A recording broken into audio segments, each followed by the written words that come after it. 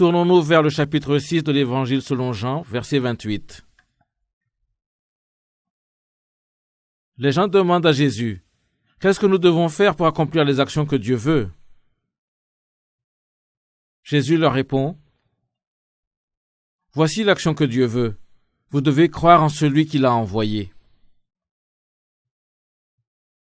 Ici, les Juifs ont demandé à Jésus, « Qu'est-ce que nous devons faire pour accomplir les actions que Dieu veut ?» En réalité, les Juifs savaient déjà ce qu'ils avaient à faire. Mais Jésus leur a donné ici une réponse vraiment étrange. Jésus leur répond, « Voici l'action que Dieu veut. Vous devrez croire en celui qui l'a envoyé. » Qui est celui que Dieu a envoyé? C'est Jésus. Il était la parole de Dieu qui a été envoyée en chair. La parole de Dieu a été faite chair. Et la parole de Dieu a été également envoyée dans ce monde sous la forme de la Bible. La parole de Dieu est révélée à travers la chair de Jésus et de la Bible. C'est le mot de Dieu. Le corps physique de Jésus était le mot de Dieu, et ainsi cette Bible est le mot de Dieu. La Bible est le mot de Dieu sous la forme écrite, et la chair de Jésus était le corps physique par lequel le mot de Dieu a été accompli. Puisqu'Adam n'a pas cru en la parole de Dieu, mais à la place a cru en celle de Satan, le péché est entré dans l'homme, et le monde de l'homme est devenu mauvais. Ainsi, si ce monde devait être reconstitué une fois de plus en son ancien état, le mot de Dieu a dû être envoyé en ce monde. Et quiconque a accepté le mot de Dieu serait reconstitué. Voilà ce qu'est le salut. Le péché est entré dans ce monde quand l'homme n'a pas cru en la parole de Dieu, quand l'homme a rejeté le mot de Dieu, et ceci s'est produit à cause des mots de Satan. En ce moment, vous avez le mot de Satan dans votre cœur. Tandis que vous aviez écouté la Bible, vous vous êtes peut-être rendu compte que vous vouliez rejeter tout ce que vous aviez entendu. C'est à cause des mots de Satan. D'une façon ou d'une autre, ces doutes continuent à surgir dans votre esprit. C'est aussi à cause de Satan. Mais si vous rejetez les mots de Satan et acceptez les mots de Dieu dans votre cœur, vous pouvez être sauvé, et c'est ce qu'on entend par être reconstitué. Ce monde est devenu un monde de péché parce que l'homme n'a pas cru en la parole de Dieu. Et en conséquence, le mot de Dieu est revenu pour constituer le monde. Et la manière dont le mot de Dieu est révélé au monde est par la chair de Jésus et par la Bible. Ainsi, Jésus dit ici, « Voici l'action que Dieu veut. Vous devez croire en celui qui l'a envoyé. » Croire, c'est faire le travail de Dieu. Ainsi, dorénavant, nous avons besoin de jeter un coup d'œil à la façon dont vous pouvez croire et à ce que vous êtes censé croire exactement. Regardez le verset 40. Jean chapitre 6, verset 40. « Voici la volonté de mon Père. Tous ceux qui y voient le Fils et y croient en lui vivront avec Dieu pour toujours. Voici la volonté de mon Père. » Voici la volonté de mon Père. Nous avons lu auparavant que, pour entrer dans le royaume des cieux, il ne suffit pas de me dire « Seigneur, Seigneur ». Il faut aussi faire la volonté de mon Père qui est dans les cieux. Il est écrit que nous devons faire la volonté de Dieu afin de pouvoir entrer dans le royaume des cieux. Mais quelle est cette volonté de Dieu? Nous venons juste de lire que c'est la volonté de Dieu de croire en celui que Dieu a envoyé. La croyance est la volonté de Dieu. Et qu'est-ce qui est indiqué ici dans le verset 40? « Voici la volonté de mon Père. Tous ceux qui voient le Fils et qui croient en lui vivront avec Dieu pour toujours. » En ce moment, nous ne pouvons pas voir le Fils avec nos yeux biologiques, n'est-ce pas? Comment pouvons-nous alors voir le Fils? Nous pouvons le voir par les yeux de notre cœur. À travers la Bible et à travers les yeux de notre cœur, nous pouvons voir le Fils de Dieu. Tous ceux qui voient le Fils et qui croient en lui vivront avec Dieu pour toujours. Quand une personne croit et reçoit la vie éternelle, elle accomplit la volonté de Dieu le Père. Si vous croyez et recevez la vie éternelle, vous ferez la volonté de Père. C'était ce que Jésus voulait dire quand il nous a dit d'accomplir la volonté de son Père afin d'entrer dans le royaume des cieux. Ainsi, de cette façon, le problème peut être résolu, n'est-ce pas? Ce n'est pas vrai, n'est-ce pas?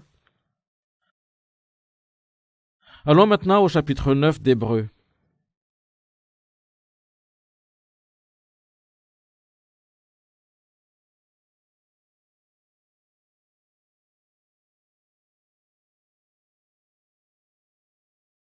Hébreux chapitre 9, dans le Nouveau Testament. Hébreux chapitre 9. Je lirai le verset 22. Verset 22. D'après la loi, presque tout devient pur avec le sang. Mais si on ne répand pas de sang, les péchés ne sont pas pardonnés. Mais si on ne répand pas de sang, les péchés ne sont pas pardonnés. Regardez ce qui est dit ici. Qu'est-ce que pardon veut dire? Cela signifie la rémission des péchés. La rémission des péchés. Mais comment pouvons-nous recevoir la rémission de nos péchés? Mais si on ne répand pas de sang, les péchés ne sont pas pardonnés. Sans sang versé, nos péchés ne peuvent pas être pardonnés. Et pourquoi cela? C'est parce que le prix du péché est la mort. Le sang versé est la mort. Le sang doit être versé afin que les péchés soient pardonnés. Puisque vous avez commis des péchés, le sang est le prix qui doit être payé pour ces péchés. Le sang doit être versé. Allons maintenant dans le livre de Lévitique dans l'Ancien Testament, chapitre 27 de Lévitique.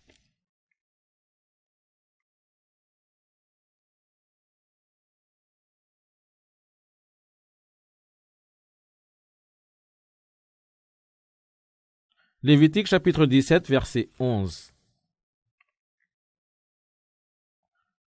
Chapitre 17, verset 11.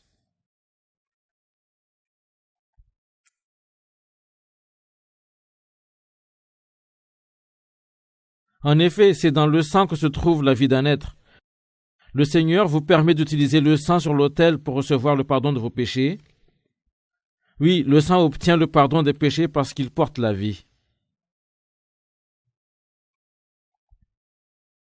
Il est écrit ici, en effet, c'est dans le sang que se trouve la vie d'un être. Le Seigneur vous permet d'utiliser le sang sur l'autel pour recevoir le pardon de vos péchés. Oui, le sang obtient le pardon des péchés parce qu'il porte la vie. La vie de la chair est dans le sang. Mais il y a du péché coulant dans notre sang. Le sang doit être versé afin de pardonner nos péchés. Avant, quand nous avons parlé de Caïn et Abel, nous avons constaté qu'Abel a versé le sang d'un agneau pendant qu'il faisait son offrande à Dieu. C'est précisément ce que cela veut dire. Au temps de l'Ancien Testament, Dieu a donné aux Israélites des commandements en ce qui concerne ce qu'ils doivent faire afin que les péchés puissent être pardonnés.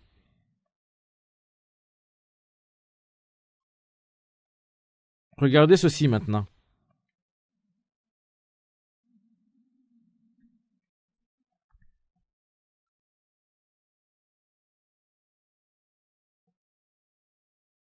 C'est le plan du plancher du temple. C'est un plan du plancher du temple. Ceci ici, c'est le mur, ou la haie entourant le temple. Et ici, à l'entrée, il y avait un autel. C'était là où les animaux étaient abattus, et c'est ici que les prêtres le lavaient les mains. Et alors, elles prendraient le sang de l'animal abattu vers le lieu très saint. C'est ici. C'est l'endroit qui symbolisait la présence de Dieu. Si un des Israélites commettait un péché, il devait offrir un sacrifice pour ce péché selon ses moyens. S'il était riche, il devait offrir un taureau. S'il était raisonnablement aisé, il devait sacrifier un agneau. Et ceux qui étaient très pauvres sacrifiaient une colombe. Les gens ordinaires ne pouvaient pas entrer dans le lieu très saint. Seuls les prêtres pouvaient entrer. Ainsi, les gens apportaient l'animal pour le sacrifice, un agneau par exemple, au prêtre. Et le prêtre abattait l'animal sur l'autel ici. Ensuite, le prêtre prenait alors le sang et entrait par derrière le voile ici et dans le lieu très saint où il répandait le sang. De cette façon, les péchés de la personne qui avait apporté l'animal pour le sacrifice étaient pardonnés. Mais c'est seulement une métaphore. En fait, les péchés ne peuvent pas être pardonnés de cette façon. Allons dans Hébreux chapitre 10.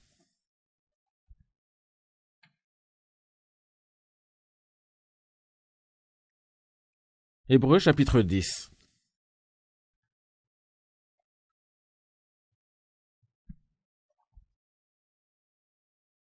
chapitre 10 des Hébreux. Je lirai à partir du verset 1er. La loi de Moïse ne reproduit pas exactement ce qui existe, elle est seulement l'ombre des biens qui seront donnés plus tard. Elle demande qu'on offre sans arrêt chaque année toujours les mêmes sacrifices. C'est pourquoi elle ne peut pas absolument rendre parfait ce qui est plus proche de Dieu. La loi ici se rapporte aux lois régissant l'offre des sacrifices dans le temple comme je vous l'ai décrit tout à l'heure. Ces sacrifices étaient effectués selon les lois.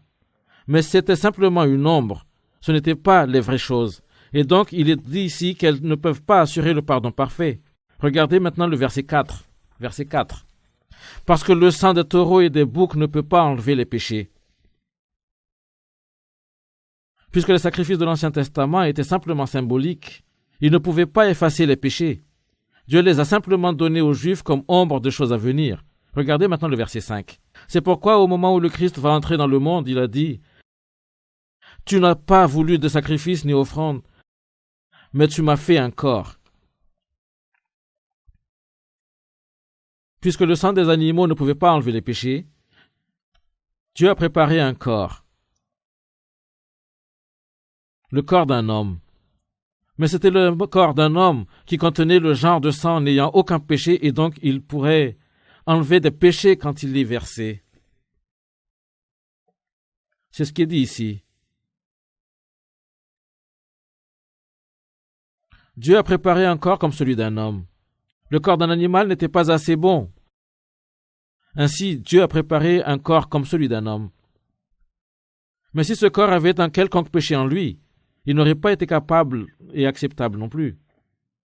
Alors retournons en arrière maintenant au chapitre 1er de Jean.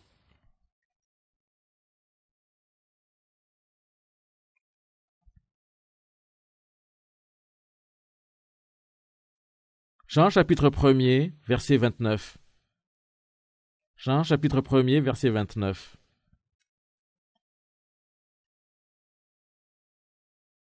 Le jour suivant, Jean voit Jésus qui vient vers lui et il dit « Voici l'agneau de Dieu qui enlève le péché du monde. » Laissez-moi lire encore.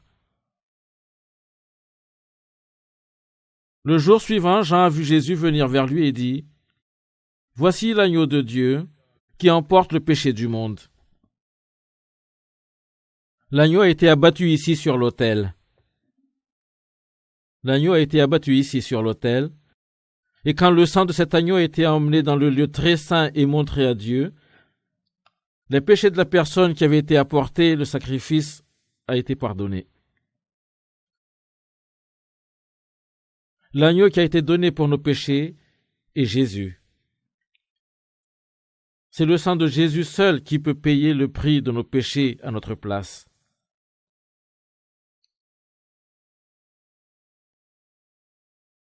Pourquoi Jésus est-il venu en ce monde? Il est venu pour porter nos péchés sur lui et pour verser son sang sur la croix. C'est pourquoi Jésus est venu en ce monde. Jésus est devenu l'agneau devant Dieu. Voici l'agneau de Dieu qui emporte le péché du monde.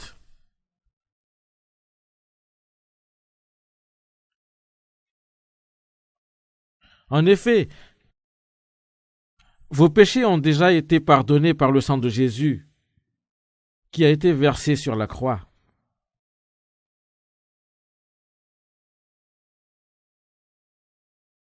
Pourquoi Jésus a-t-il versé son sang? Il a versé son sang pour payer le prix de vos péchés. Allons vers un autre endroit de la Bible. 2 Corinthiens chapitre 5.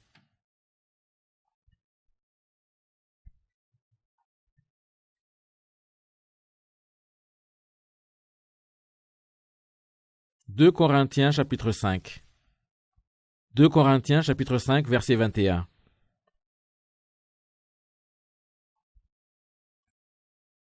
Le Christ était sans péché, mais Dieu l'a changé de nos péchés. Alors maintenant, par le Christ, Dieu nous a rendus justes. Regardez ce qui est écrit ici, on lit. Le Christ était sans péché, mais Dieu l'a chargé de nos péchés. Par le Christ, Dieu nous a rendus justes. Je viens juste de le dire, n'est-ce pas? Du temps de l'Ancien Testament, quand quelqu'un a commis un péché, il apportait un agneau au prêtre. Le prêtre abattait l'agneau, l'offrant comme sacrifice à Dieu. Le sang de l'agneau était versé au lieu de celui du pécheur, mais c'était simplement symbolique. Si nous devions verser notre propre sang et mourir pour nos propres péchés, nous irions en enfer, nous serions détruits. Mais vous devez comprendre que le caractère de Dieu a deux facettes. Voici Dieu. Le caractère de Dieu a deux facettes. D'une part, Dieu est amour. D'autre part, Dieu est juste. Il est juste. Voici un pécheur. Cet homme a commis un péché. Il a commis un péché devant Dieu. Ainsi, cet homme ne peut pas aller devant Dieu. Dieu est amour, mais supposez qu'il devait simplement pardonner cet homme pour ses péchés inconditionnellement. Supposez que Dieu l'a simplement pardonné sans aucune condition. S'il faisait cela, le côté juste de son caractère ne pourrait pas le tolérer. Là où il y a du péché, comment puisse Dieu aimer sans réserve? Dieu ne peut pas simplement ignorer le péché et simplement aimer sans réserve.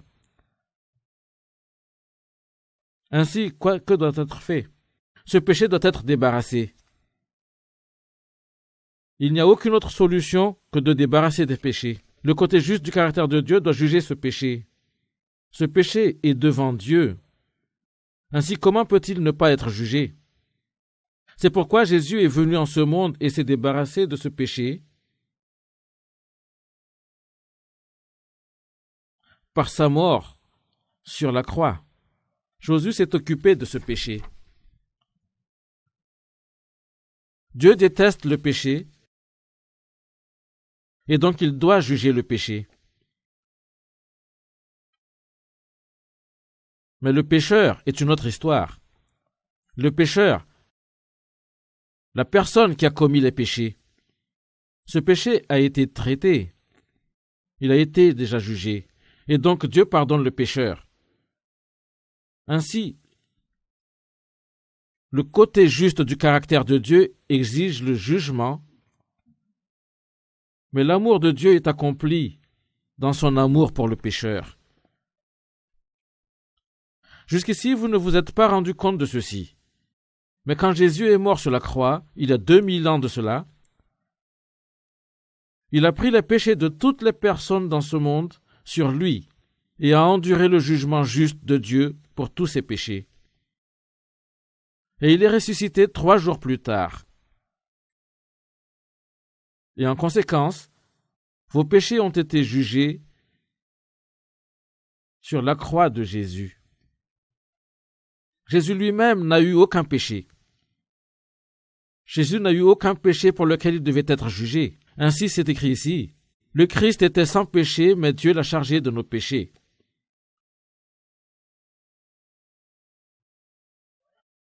Pourquoi Jésus est-il mort sur la croix? Il est mort à notre place. Il est mort à votre place.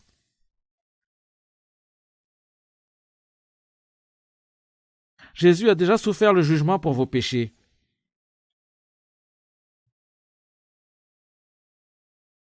Ils ont tous été jugés, et ainsi Dieu vous a pardonné vos péchés. Qu'est-ce que vous devez alors croire? Qu'est-ce que vous devez croire? Croire en cela, c'est croire en Jésus. Allons dans l'évangile de Matthieu, Matthieu chapitre 26.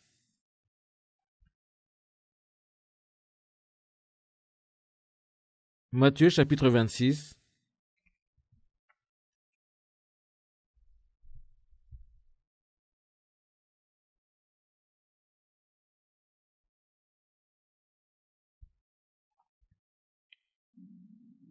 Verset 27. Matthieu chapitre 26, verset 27. Ensuite, il prend une coupe de vin, il remercie Dieu et il donne sa coupe à ses disciples en disant « Buvez-en tous. Ceci est mon sang, le sang de l'alliance de Dieu. Il est versé pour le grand nombre de gens, pour le pardon des péchés. » Juste avant ceci, C'est ce qui s'est produit lors du dernier repas. Lors du dernier repas, il a d'abord partagé le pain et l'a donné à ses disciples. Et puis il a donné du vin rouge à ses disciples. Et pendant qu'il faisait ainsi, il leur a dit de boire. Il leur a dit de le boire, il dit, buvez-en tous. Rappelez-vous que c'était le vin rouge. Oui, ceci est mon sang, le sang de l'alliance de Dieu. Il est versé pour un grand nombre de gens pour le pardon des péchés. Quand Jésus est mort sur la croix, pourquoi a-t-il versé son sang? Jésus a su à ce moment qu'il mourrait sur la croix en quelques heures. Il a su à ce moment-là qu'il reverserait son propre sang. Et pendant qu'il versait ce vin pour ses disciples, cela signifiait qu'il leur donnait son sang. Il leur a donné ce vin symbolisant son sang et leur a dit de le boire. Pourquoi a-t-il fait ceci? Regardez ce qui est écrit ici. Oui, ceci c'est le vin, c'est mon sang, le sang de l'alliance de Dieu. Il est versé pour un grand nombre de gens pour le pardon des péchés. Un engagement est une promesse. Mais quelle était cette promesse? C'était la promesse de la rémission des péchés. C'était la promesse de la rémission des péchés. Quand nous achetons et vendons un terrain, nous faisons toujours un contrat d'achat, n'est-ce pas? Nous élaborons ces contrats et alors nous signons tout en bas. Une fois que les signatures sont à la fin des contrats, l'affaire est conclue. Les signatures finalisent les contrats. Et il sera alors trop tard pour changer quoi que ce soit. Aucun article du contrat ne peut être changé par après cela. De la même manière, le sang de Jésus est la signature sur l'engagement. C'est la signature qui garantit la rémission des péchés.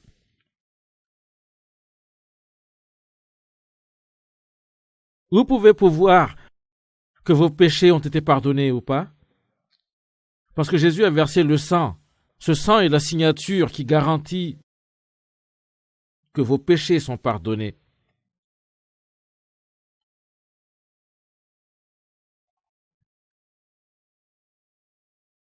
C'est la signature qui garantit la rémission des péchés. Ainsi, en réalité, il y a 2000 ans, nos péchés ont été pardonnés. Les péchés de toutes les personnes au monde ont été pardonnés. Dans ce cas, est-ce que cela signifie pas que toute personne au monde est déjà sauvée? Mais il y a une différence entre le fait que Jésus pardonne nos péchés et le fait d'être sauvé. C'est pourquoi la Bible parle d'être sauvé par la foi. Le salut est reçu par la foi. Jésus nous a pardonné pour nos péchés. Mais si vous ne croyez pas cela, vous ne pouvez pas être sauvés. Voilà pourquoi il est extrêmement important de croire.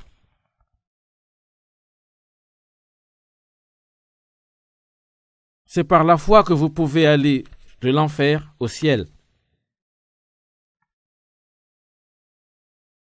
Qu'est-ce que vous devez croire? Tout d'abord, vous devez croire que vos péchés ont été pardonnés par le sang de Jésus. Y croire ou pas, cela dépend de vous. Tournons-nous vers l'Ancien Testament, le livre 53 d'Ésaïe.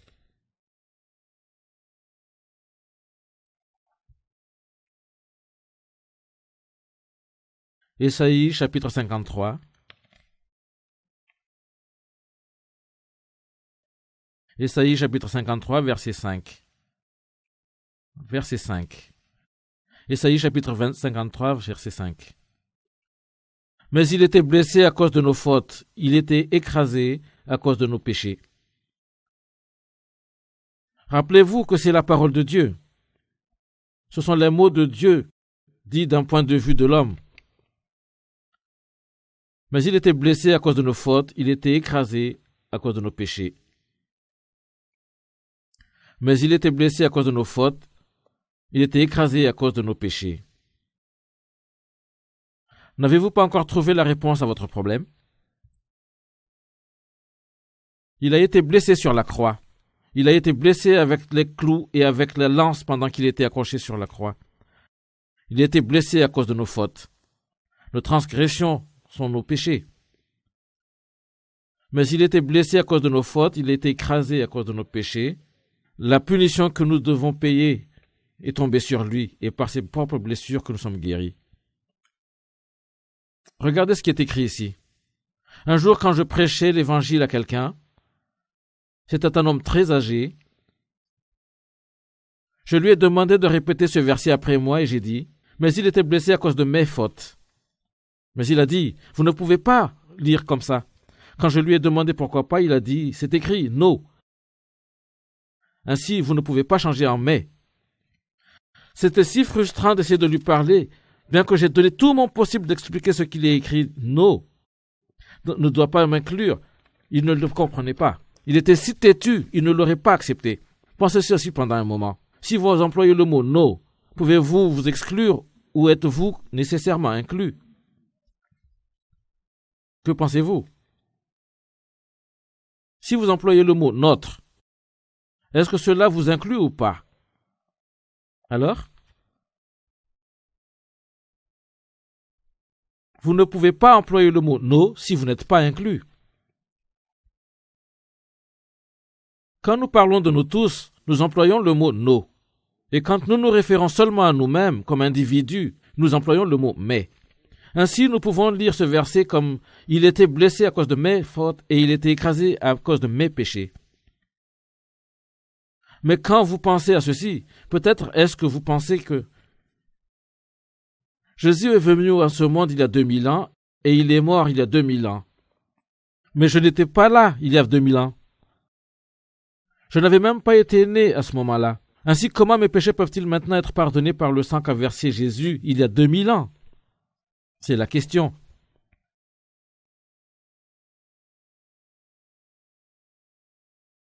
Mais pensez à cela pendant un moment. Pensez-y. Cette ligne représente les 6000 années de l'histoire de l'humanité. Jésus a pris sur lui les péchés du monde entier. Puisqu'il a porté les péchés du monde entier, il a porté les péchés de toutes les personnes au monde depuis Adam jusqu'à la toute dernière personne en ce monde. Comment est-ce possible?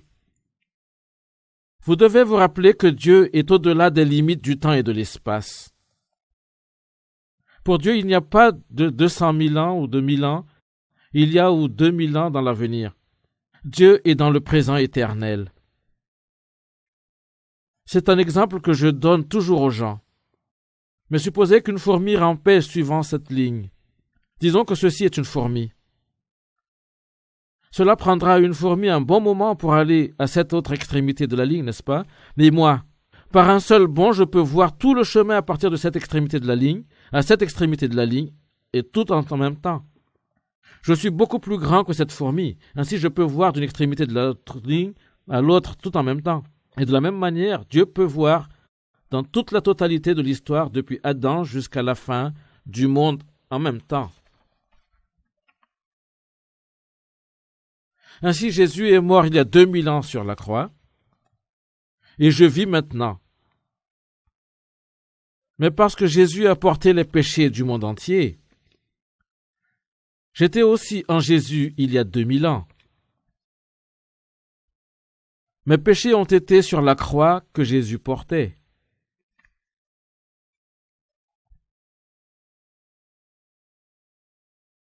Les péchés du futur et tous les péchés du passé ont été pris en considération à ce moment-là.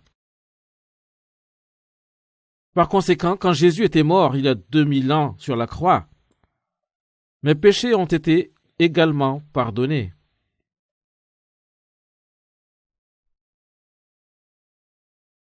C'est quelque chose que Dieu seul peut faire. Dieu a mis en Jésus les péchés de toutes les personnes en ce monde et a procédé au jugement une bonne fois pour toutes. Allons au chapitre 9 d'Hébreux.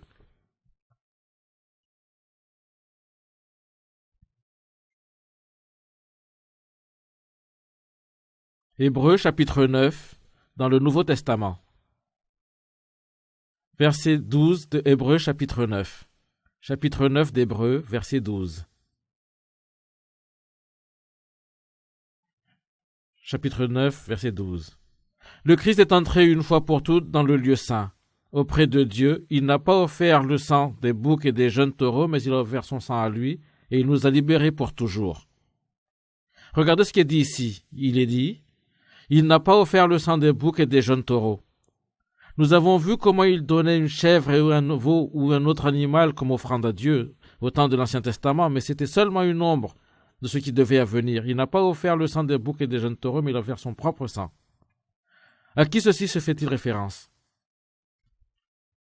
Ceci se rapporte à Jésus. C'est tout à fait facile.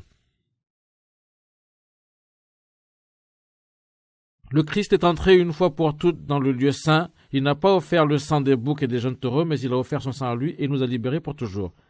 J'ai expliqué ce qu'on entend par entrer dans le lieu saint, n'est-ce pas? Le grand prêtre a tué l'animal sur l'autel ici, et il a pris son sang dans le lieu très saint. Le lieu très saint se rapporte à l'endroit où Dieu demeure. En d'autres termes, c'est le ciel.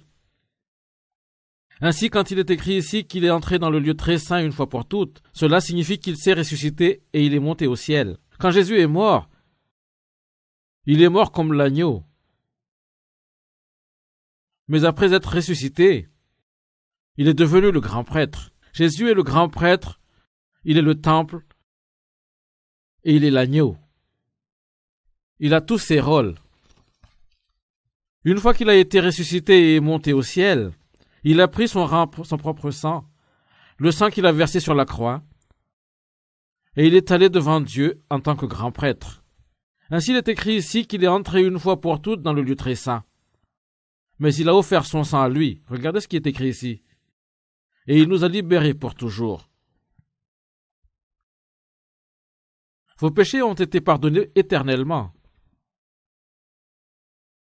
Quand on lit que Jésus a obtenu la rédemption éternelle, cela signifie que ce Jésus a payé le prix de nos péchés avec son propre sang.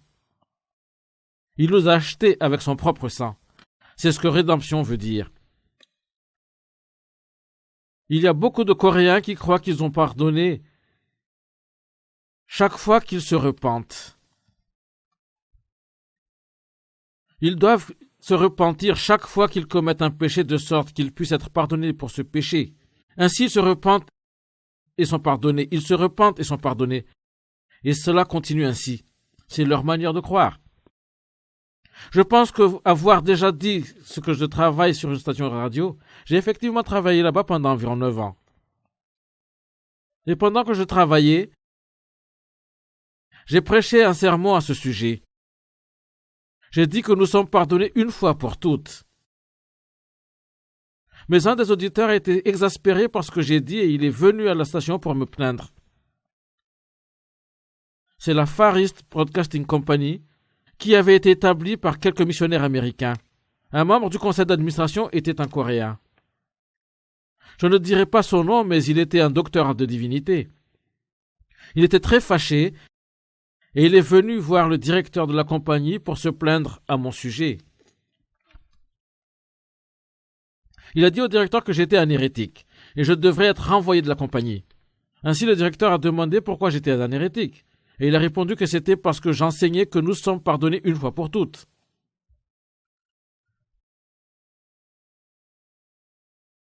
Le directeur de la station était un pasteur américain et son nom était Benz. Et il était également un pasteur. Et comme je l'ai dit, le membre du conseil d'administration était un docteur de divinité. Ainsi, le directeur a demandé « Alors, qu'est-ce que vous croyez ?» Et son visiteur a répondu « Vous devez vous repentir et vous repentir et vous repentir. Et vous repentir jusqu'au temps où vous mourrez. Et même à ce moment, vous devez vous repentir une dernière fois. Et si vous faites ceci, alors vous serez pardonné. » Voilà comment il a répondu. Ainsi, le directeur de la compagnie de la radiodiffusion a dit « Mais je crois de la même manière que le pasteur Kwon. » Quand le théologien a entendu ceci, ses yeux sont presque sortis de son crâne et étant très en colère, il a dit « Quoi ?» J'ai été complètement déçu. Jusqu'à ce moment, il a démissionné de sa position dans le conseil d'administration. Telle est la foi des chrétiens en Corée. C'est la manière dont beaucoup de Coréens croient. Si vous ne recevez pas la rémission pour tous vos péchés une fois pour toutes, alors vous n'êtes pas sauvés. Comment pouvez-vous recevoir la rémission petit à petit, un péché à la fois? Pensons à ceci. Beaucoup de Coréens pensent qu'ils sont pardonnés seulement pour des péchés spécifiques pour lesquels ils se sont repentis. Et puis quand ils se commettent plus de péchés, ils doivent se repentir encore. Naturellement, à quelques égards, il y a certaines vérités. En Corée, beaucoup d'églises tiennent des réunions de renaissance chaque année. Quand les gens vont à ces réunions, ils prient longtemps et fort, faisant sortir tout ce qu'il y a dans leur cœur. Les réunions tendent à être très émotives et assourdissantes. La personne menant la réunion crie aux gens de se repentir pour leurs péchés.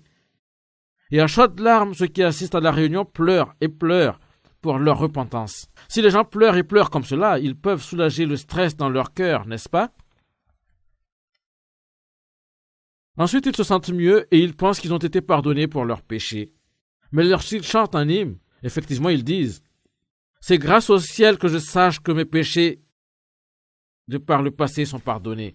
Et ce n'est pas mon péché que je commettrai demain. » C'est la manière dont ils chantent, et bien juste à partir de ce jour, ils recommencent de pécher. Ils recommencent à pécher le jour suivant. Alors, qu'est-ce qu'ils font? Ils recommencent à stocker leurs péchés un par un. Ils ne pensent pas se repentir chaque fois qu'ils commettent un péché, ainsi ils les stockent jusqu'à ce qu'ils aillent à la prochaine réunion de renaissance. Là, ils se repentent pour tous les péchés qu'ils ont stockés au cours de l'année et demandent à être pardonnés. C'est la manière dont ils traitent le problème. C'est ce qu'ils font. Mais supposez qu'après une réunion de renaissance, ils recommencent à commettre des péchés et les accumulent pour la prochaine réunion de l'année d'après. Alors le moment de la prochaine réunion de renaissance est venu. Et juste quelques jours avant, il y a un homme qui projette d'y aller. Mais alors, en conduisant sa voiture,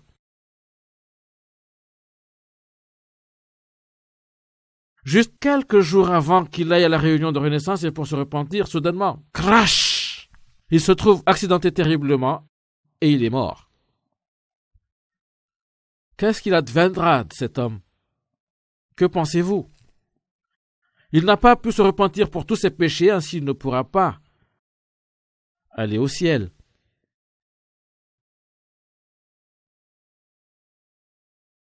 Si vous ne recevez pas la rémission pour tous vos péchés en même temps, vous ne recevrez jamais le pardon.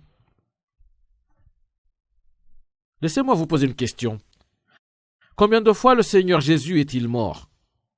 Combien de fois? Une fois? Jésus est mort seulement une fois? Allons encore dans la Bible. 1 Pierre chapitre 3. 1 Pierre chapitre 3, verset 18.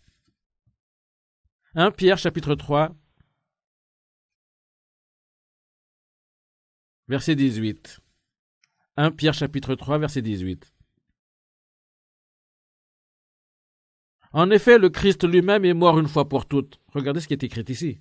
Pour les péchés des êtres humains, lui qui était innocent, il est mort pour des coupables afin que vous conduire à Dieu.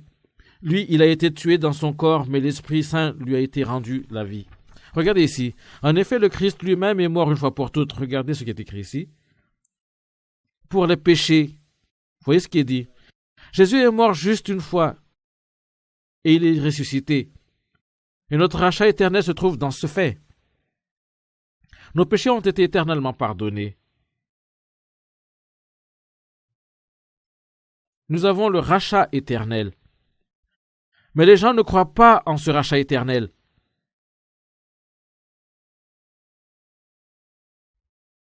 Nous sommes pardonnés une fois pour toutes et éternellement.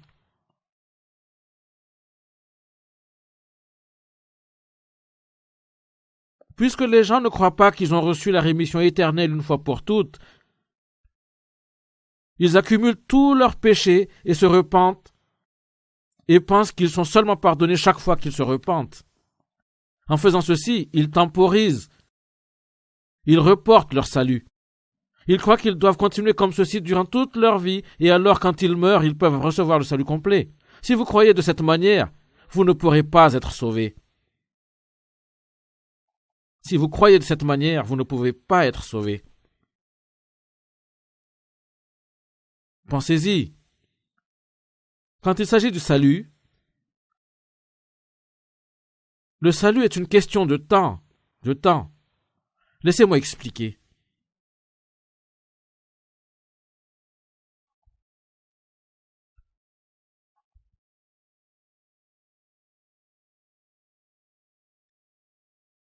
Il y a certains qui croient qu'ils seront sauvés.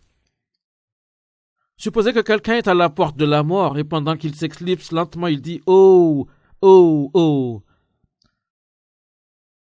je crois que le Seigneur me pardonnera. » Si vous mourrez en croyant que le Seigneur vous pardonnera, alors vous n'êtes pas sauvé. Cet homme n'a pas été sauvé, n'est-ce pas? Il a cru que le Seigneur le sauvera. Il ne sert à rien de croire que vous serez sauvés. Nous devons croire que nous avons été sauvés. Un autre mort est dit « Seigneur, je vous remercie. Merci Seigneur d'avoir pardonné mes péchés. » C'est la manière de mourir. La différence dans le temps ici est la différence entre le ciel et l'enfer. Nous avons été pardonnés il y a 2000 ans. Il y a 2000 ans, nous avons été pardonnés il y a 2000 ans. Même si nous lisons tout ceci dans la Bible, il y a ceux d'entre vous qui restaient assis ici comme ceci. C'est parce que le problème n'a pas été encore résolu dans vos cœurs. N'est-ce pas vrai? Attendez juste un moment. Regardez le prochain verset. Verset 13. Verset 13. Hébreux chapitre 9, verset 13. Hébreux chapitre 9, verset 13.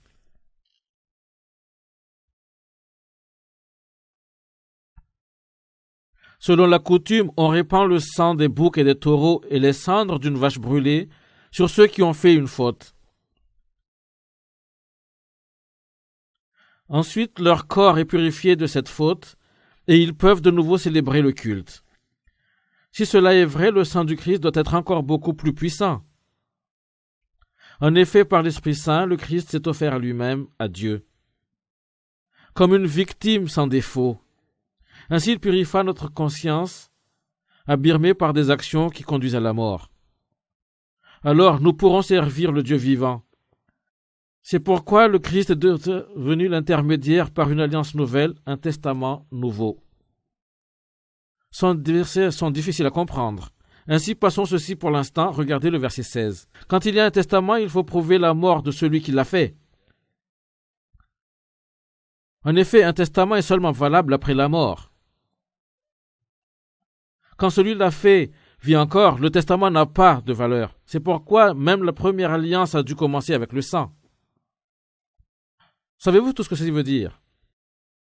Disons, un homme a 2 fils et il les appelle tous les 2 et il leur dit comment il projette de réaliser son testament. Il dit, après que je meure, tu auras cette maison et toi, tu auras celle-là, tu auras ce morceau de terrain et toi celui-là. De cette façon, il exprime sa volonté. Mais quand ce testament sera-t-il vraiment réalisé? Le savez-vous?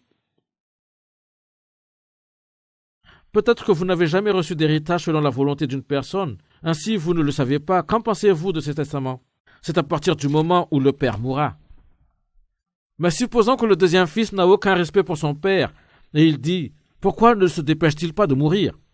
Il veut que son père meure, ainsi il peut recevoir son héritage. Nous avons déjà lu dans Matthieu chapitre 26 comment le Seigneur Jésus a exprimé sa dernière volonté et son testament au dernier moment. C'était là qu'il a fait la sienne. Il a pris la coupe de vin et il a dit à ses disciples « Buvez-en tous, oui, ceci est mon sang, le sang de l'alliance de Dieu. » Il voulait dire que lorsqu'il verserait son sang, les péchés de beaucoup de gens seraient pardonnés. De cette façon, il a exprimé sa volonté. Pensez ainsi à ceci un moment. Jésus a exprimé sa volonté de cette façon, et alors, est-il mort ou non? Est-il mort ou non? Il est mort, n'est-ce pas? Ainsi, dans ce cas, vos péchés sont pardonnés ou non? Ils sont pardonnés, n'est-ce pas? Puisque cela s'est produit comme il l'a dit dans son testament. Jésus est mort il y a 2000 ans, et il y a encore des personnes qui ne croient pas ce qu'il a dit dans son testament. Ils pensent toujours que le péché n'a pas été pardonné. Et c'est pour cette raison qu'ils ne sont pas sauvés, n'est-ce pas? Par la tête que vous faites en ce moment, je m'y connais un peu dans la lecture du visage des gens. Je peux dire ce que les pensent en regardant les visages. Avec la tête que vous faites, vous pensez, je sais tout cela, mais pourquoi ces mots ne pénètrent pas mon cœur? Pourquoi je ne sens pas une joie soudaine jaillir à l'intérieur de moi? C'est parce que vous vous attendez à un certain genre de sentiment en écoutant ceci. Vous essayez de sentir quelque chose et vous pensez que rien ne sentir du tout. Vous essayez tellement fort de sentir quelque chose. Il est inutile d'essayer de sentir quelque chose. Et savez-vous pourquoi? Tout dépend de la parole de Dieu. De la parole de Dieu. Si la parole de Dieu dit que vous êtes pardonné, alors vous pouvez dire « Ok, c'est vrai, je suis pardonné ». Voilà comment vous devrez croire. Comment voulez-vous croire autrement? Regardez maintenant le verset 23 du chapitre 9 d'Hébreux. À partir du verset 23. Si on doit purifier ainsi les copies de ce qui est dans les cieux, alors ce qui est dans les cieux a besoin de sacrifices bien meilleurs. En effet, le Christ n'est pas entré dans un temple fait par des mains humaines. Ce temple-là est seulement la copie du vrai lieu saint. Mais c'est dans le ciel même que le Christ est entré, où il se présente maintenant en notre faveur devant Dieu. Chaque année, le grand prêtre juif entre dans le lieu très saint avec du sang qui n'est pas le sien. Mais le Christ, lui, n'est pas entré dans le ciel pour s'offrir plusieurs fois. Sinon, il aurait dû souffrir plusieurs fois depuis la création du monde. En effet, maintenant, en ces temps qui sont les derniers, le Christ s'est montré une fois pour toutes. De cette façon, il a détruit les péchés en s'offrant lui-même en sacrifice. Voyons ce qui est écrit ici. J'ai déjà parlé à propos du temple. Les prêtres qui étaient chargés d'offrir les sacrifices dans le temple au temps de l'Ancien Testament étaient des mortels. Et naturellement, ils sont tous morts. Et puis après leur mort, leurs fils ont assuré le service et ainsi ce service se transmettait de génération en génération. Mais Jésus n'a pas eu ce problème. Jésus est le grand prêtre éternel. Il n'a pas besoin de mourir et être ressuscité plusieurs fois. Au temps de l'Ancien Testament, ils ont dû offrir des sacrifices chaque année, mais Jésus n'a pas besoin de faire cela. Ainsi, dans le verset 26, on lit « Il aurait dû souffrir plusieurs fois depuis la création du monde. Il aurait dû mourir et être ressuscité à plusieurs reprises encore. En ces temps-là, qui sont les derniers, le Christ s'est montré une fois pour toutes. De cette façon, il a détruit les péchés en s'offrant lui-même en sacrifice. » Cette lettre était adressée aux Juifs et pour eux, la venue de Jésus dans ce monde a marqué la fin de ces temps, bien qu'ils ne se sont pas rendus compte de cela. Ainsi, Jésus est venu pour enlever le péché par le sacrifice de son propre corps une fois pour toutes. Il est venu pour enlever le péché. Le fait que Jésus est mort sur la croix veut dire que nos péchés ont été enlevés. Qu'est-ce que cela veut dire? Je commets toujours des péchés maintenant. Alors qu'est-ce que cela signifie quand il est écrit ici que nos péchés ont été enlevés?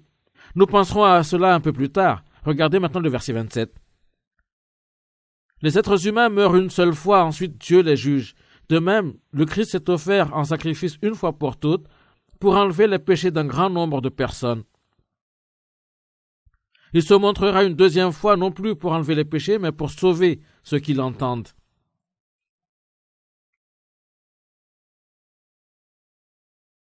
Regardez ici. On lit « Les êtres humains meurent une seule fois, ensuite Dieu les juge. Toute personne née dans ce monde doit mourir une fois. Et que se produira-t-il après cela? Après cela, il y aura le jugement. » Verset 28. De même, le Christ est offert en sacrifice une fois pour toutes pour enlever les péchés d'un grand nombre de personnes. Que veut dire le Christ s'est offert en sacrifice? Cela signifie que Jésus a enduré notre jugement. Il a enduré le jugement à notre place. De même, le Christ s'est offert en sacrifice une fois pour toutes pour enlever les péchés d'un grand nombre de personnes, de sorte que nos péchés puissent être pardonnés.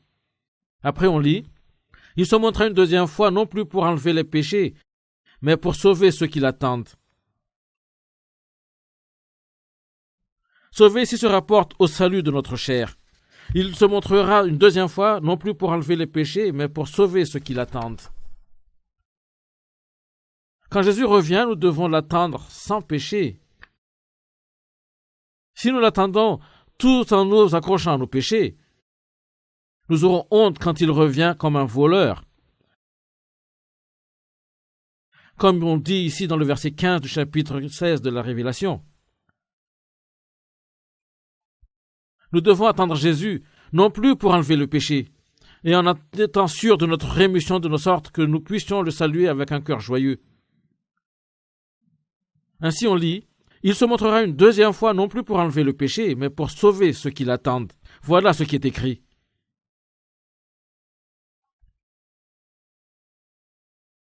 Allons dans Luc chapitre 23.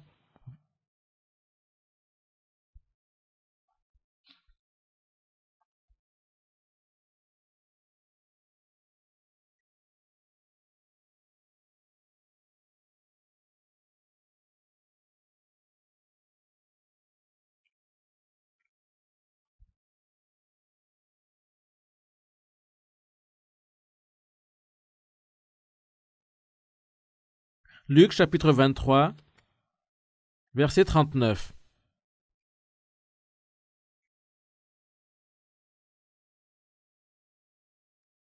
Un des bandits cloués sur une croix insulte Jésus en disant, « Tu dis que tu es le Messie, alors sauve-toi toi-même et sauve-nous aussi. » Mais le deuxième bandit fait des reproches au premier en lui disant, « Tu es condamné à mort comme cet homme et tu ne respectes même pas Dieu. Pour toi et moi, la punition est juste. Oui, nous l'avons bien mérité, mais lui, il n'a rien fait de mal. » Ensuite, il dit à Jésus, « Jésus, souviens-toi de moi quand tu viendras comme roi. » Jésus lui répond, « Je te le dis, c'est la vérité. Aujourd'hui, tu seras avec moi dans le paradis. » Quand Jésus était sur la croix, deux autres hommes ont été crucifiés avec lui. La croix de Jésus était au milieu. Il y avait un voleur crucifié à chaque côté de lui.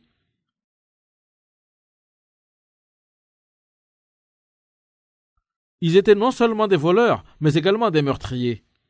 Jésus lui-même a été également reçu de la punition pour un meurtrier. Mais un des criminels a insulté Jésus lorsqu'il était sur la croix. « Tu dis que tu es le Fils de Dieu. Si tu es le Fils de Dieu, pourquoi tu ne sauteras pas de cette croix maintenant, te sauver et nous sauver en même temps que toi ?» Il faisait des reproches à Jésus. Mais qu'a dit l'autre criminel quand il a entendu tout ceci? Regardez le verset 40.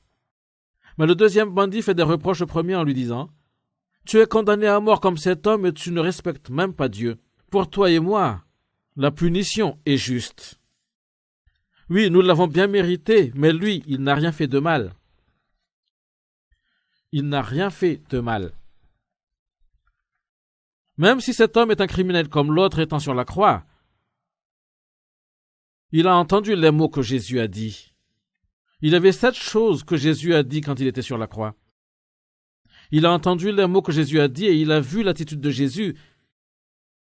Et pendant qu'il observait et écoutait ainsi, il se rendait compte que Jésus était un homme innocent. C'est ce dont il s'est rendu compte. Le moment où il s'est rendu compte que Jésus était sans péché, il s'est également rendu compte que Jésus était vraiment le Fils de Dieu comme il l'avait entendu. Il a cru cela à ce moment. Ainsi, il a fait des reproches à l'autre criminel. Nous avons volé et assassiné, et il est normal que nous devrions être punis. Mais quel est le crime de cet homme? Cet homme n'a rien fait de mal, et ce n'est pas juste qu'il soit puni comme ceci. Regardez maintenant le verset 42. Ensuite, il dit à Jésus, « Jésus, souviens-toi de moi quand tu viendras comme roi. » C'était tout ce qu'il a dit à Jésus. « Jésus, souviens-toi de moi quand tu viendras comme roi. » Le royaume de Dieu. C'était tout ce qu'il a dit. Pensez-y. Cet homme n'était pas une personne qui est allée à l'église chaque semaine pendant des années durant. Il n'avait jamais payé les dîmes. Il n'avait jamais prié, il n'avait jamais chanté des hymnes, il n'avait jamais fait quoi que ce soit. Mais regardez le verset 43. Regardez le verset 43. Jésus lui répond, « Je te le dis, c'est la vérité. Aujourd'hui, tu seras avec moi dans le paradis. » Ce criminel a été sauvé. Comment pouvons-nous savoir cela? C'est parce que les personnes sauvées vont au paradis quand elles meurent. Ceux qui ne sont pas sauvés vont à Hadès. Cet homme était sur le point de mourir. Il était tous sur le point de mourir. Était sur le point de mourir, mais irait-il après la mort? Jésus lui a dit qu'il allait au paradis avec lui. Ceci signifie qu'il a été sauvé. Pensez-y un moment. Ce n'est pas parce qu'une personne croit en Jésus toute sa vie qu'elle sera sauvée. Ce n'est pas parce qu'une personne prie beaucoup qu'elle sera sauvée. Ce n'est pas parce qu'une personne offre beaucoup de donations à son église qu'elle sera sauvée. Le salut n'a rien à faire avec de telles choses. Le salut se produit en un moment. Et il est donné sans réserve. Regardez ce criminel. Ce meurtrier n'avait rien fait pour qu'il soit digne d'être sauvé. Rien. Qu'est-ce qu'il avait fait pour le rendre digne du salut? Il n'avait rien fait pour le rendre digne. Mais lorsqu'il était sur la croix à côté de Jésus, il croyait simplement quand il était sur le point de mourir et il était sauvé sur place. Ceci s'applique à vous aussi. Ce n'est pas une question de la manière dont vous avez vécu votre vie en ce monde,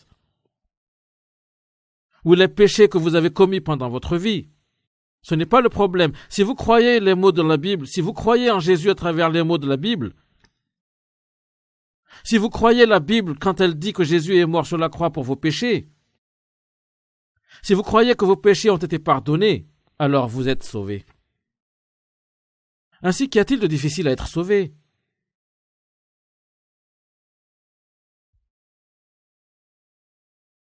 Nous devions être reconnaissants envers Dieu.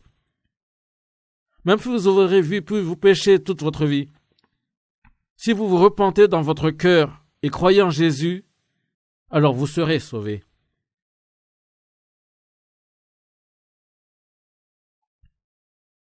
Il n'y a personne qui ne peut être sauvé. Mais si vous ne croyez pas, si vous n'arrivez pas à croire, alors vous ne serez pas sauvés. Voilà pourquoi il est très important de croire. Si la foi n'est pas dans votre cœur, si vous ne pouvez pas croire ceci dans votre cœur, alors il y a quelque chose qui le bloque. Il y a des pensées dans vos cœurs qui vous disent « Tout ceci est un mensonge. Ce n'est pas la Bible qui n'est pas vraie. » Le problème est qu'il y a quelque chose dans votre cœur qui vous empêche de croire. Ce sont ces pensées à l'intérieur de vous qui sont les mensonges. L'idée que vous devez sentir quelque chose quand vous êtes sauvé est également un mensonge. Tout ce que vous avez à faire est de croire. Tournons-nous encore une fois vers la Bible. Chapitre 15 de Luc. Verset 11.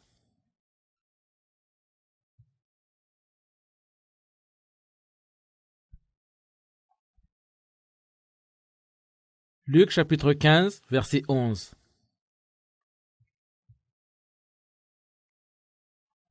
Jésus dit encore, « Un homme a 2 fils. Le plus jeune dit à son père, « Père, donne-moi ma part d'héritage. »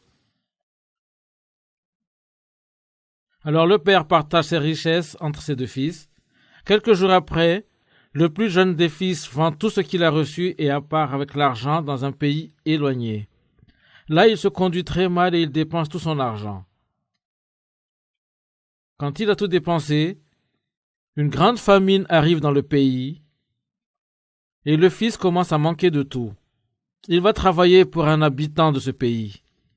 Cet homme l'envoie dans les champs garder les cochons.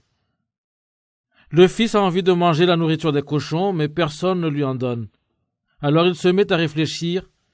Il se dit, « Chez mon père, tous les ouvriers ont assez à manger et même ils en ont trop.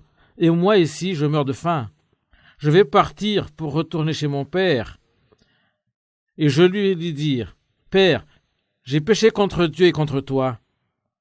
Je ne mérite plus d'être appelé ton fils. Fais comme si j'étais l'un de tes ouvriers. » Il part pour retourner chez son père. Le fils est encore loin, mais son père le voit et il est plein de pitié pour lui. Il court à sa rencontre et il le serre contre lui et l'embrasse. Alors le fils dit à son père, « Père, j'ai péché contre Dieu et contre toi. Je ne mérite plus d'être appelé ton fils. » Mais le père dit à ses serviteurs, « Vite, apportez le plus beau vêtement et habillez mon fils. Mettez-lui une bague au doigt et des sandales aux pieds. Amenez le veau qu'on va grossir et tuez-le. Mangeons et faisons la fête.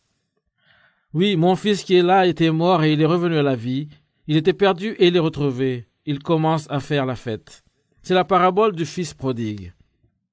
Il y a 3 paraboles dans ce 15e chapitre de Luc. Il y a la parabole des moutons perdus, dans laquelle nous lisons un berger qui recherche un de ses moutons, et il y a la parabole de la pièce de monnaie perdue, où nous avons lu qu'une femme a perdu une pièce de monnaie. Le berger fait référence à Jésus, et la femme à l'Église ou à l'Esprit Saint. Pour finir, il y a la parabole du fils perdu, dans lequel nous avons un père qui a cherché son fils qu'il avait perdu. Cette histoire raconte l'histoire d'un père qui a cherché son fils perdu. Il y a 2 fils dans cette parabole, et le plus jeune fils a commencé à convaincre son père pour essayer de le persuader de lui donner son héritage à l'avance. Il n'a pas voulu attendre jusqu'à ce que son père soit mort. Ainsi le fils a persuadé son père de lui donner sa part de l'héritage. Le père était un homme très généreux. « C'est ce que tu veux ? D'accord, prends-le maintenant et tu l'auras plus tard de toute façon. » Ainsi le père lui a donné ce qu'il voulait. Il était un homme riche et il aurait donné à son fils une maison, quelques morceaux de terrain et probablement beaucoup plus. Mais le fils les a tous réunis et les a tous vendus. Et il est parti loin de la maison. Il est parti loin de son père qui ne pouvait le voir ce qu'il faisait. Il a voulu vivre comme il voulait, mais en arrivant là, il a gaspillé tout son argent. Il est allé boire, il est allé au bordel, il est allé jouer et il a ainsi épuisé tout son argent et il est devenu un mendiant. Et puis, puisqu'il y avait si faim, il n'a eu aucun choix sauf d'aller chez un des riches propriétaires fonciers de la région et de demander une opportunité de travailler et pouvoir manger en retour. Le propriétaire foncier a accepté et l'a envoyé dans ses champs pour garder les porcs. Il est devenu un porcher. Le père dans cette histoire est Dieu. Le père est Dieu. Et qui est le fils prodigue ? Il représente le pécheur. Le fils aîné représente les Juifs. Savez-vous ce que signifie d'être devenu un porcher ? Devenir un porcher se rapporte à la manière dont les gens tournent le dos à Dieu et ils vivent seulement pour leur propre chair. Notre chair est le porc. Garder les porcs signifie satisfaire les désirs de notre chair. Penser seulement à nous-mêmes et vivre seulement pour nous-mêmes. Quand nous vivons seulement pour notre chair, nous vivons comme des porchers. Jusqu'ici, vous avez vécu votre vie en ce monde pensant toujours à la façon dont vous pouvez voir votre vie plus luxurieuse et plus confortable. Comment vous allez devenir riche? Comment vous pouvez vous amuser? Vous avez vécu votre vie entière pour satisfaire votre chair. Telle est la vie d'un porcher, n'est-ce pas? Mais même si le porcher garde les porcs de cette façon, il avait encore faim. Ainsi, un soir, pendant qu'il essayait en observant le porc, il a commencé à penser à lui-même et à la manière dont il avait vécu sa vie. La lune brillait dans le ciel. Oui, et peut-être que c'était la pleine lune. C'était la pleine lune, et il se disait, « Cette même lune doit briller sur ma ville natale en ce moment, mais je suis ici mourant de faim. Maintenant, que vais-je faire ?» Et en s'asseyant là, pensant à ce problème, il s'est soudainement levé et a dit, « Je ne veux pas continuer comme ceci. Je vais rentrer à la maison et voir ce qui se produira. » Il décide de rentrer, mais pas en tant que fils de son père. Il allait dire à son père qu'il n'est plus digne d'être appelé son fils, et aussi allait lui demander de l'engager en tant que domestique. Les domestiques de son père reçoivent de la nourriture en abondance en échange de leur dur labeur. Et il se décide à demander à être engagé comme un de ses domestiques. Cette pensée à l'esprit y rentre chez lui. Beaucoup de gens pensent de cette manière. Savez-vous ce que ceci veut dire? Il y a beaucoup de gens en ce monde qui disent qu'ils croient en Jésus mais vivent comme les domestiques du Père. Des domestiques. Ces domestiques sont par exemple les gens qui sont soulagés dans une certaine mesure dans leur cœur s'ils prient longuement et fortement, la prière et leur travail. D'autres trouvent un certain confort en donnant beaucoup d'argent à leur église. Ils sont aussi des domestiques. Ils essaient de vivre une vie à la fois basée sur leurs propres efforts. Qu'est-ce qu'un domestique? C'est une personne qui travaille pour gagner sa vie, n'est-ce pas? Et les gens pensent que leur vie de la foi devrait être basée également sur leurs propres efforts. Ils sont des domestiques. Maintenant, ce qui est indiqué ici. Le fils prodigue a estimé qu'il n'y avait aucune manière pour lui de retourner chez lui en tant que fils de son père. Ainsi, il a décidé d'y retourner en tant que domestique, et avec ceci en tête, il s'est mis en route pour la maison. Mais maintenant, jetant un coup d'œil au point de vue du père.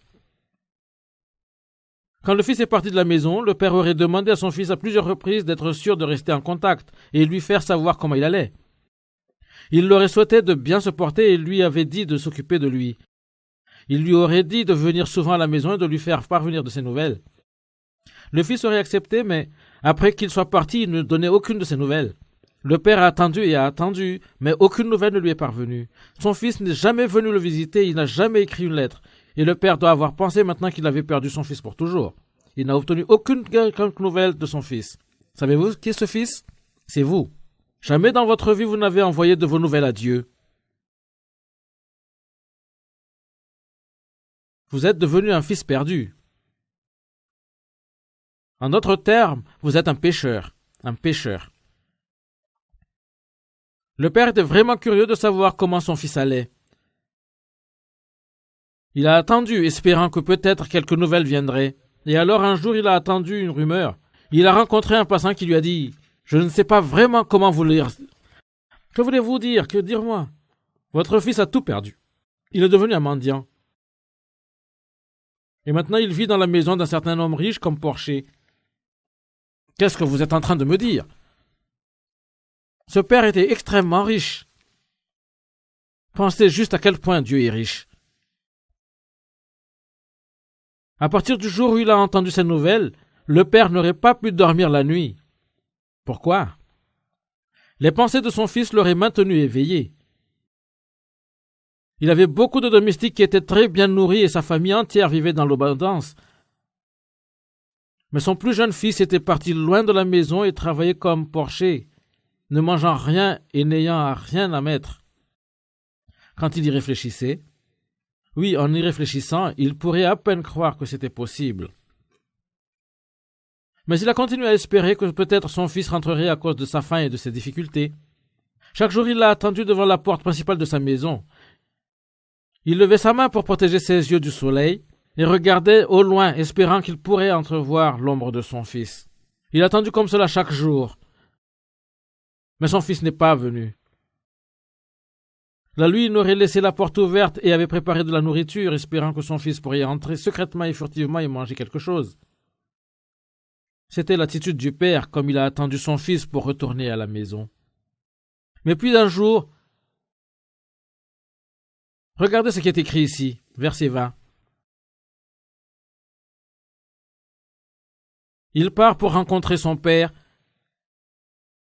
Le fils est encore loin. Quand il est encore loin, mais son père le voit et il est plein de pitié pour lui. Il court à sa rencontre. C'était le père qui s'est accouru vers le fils.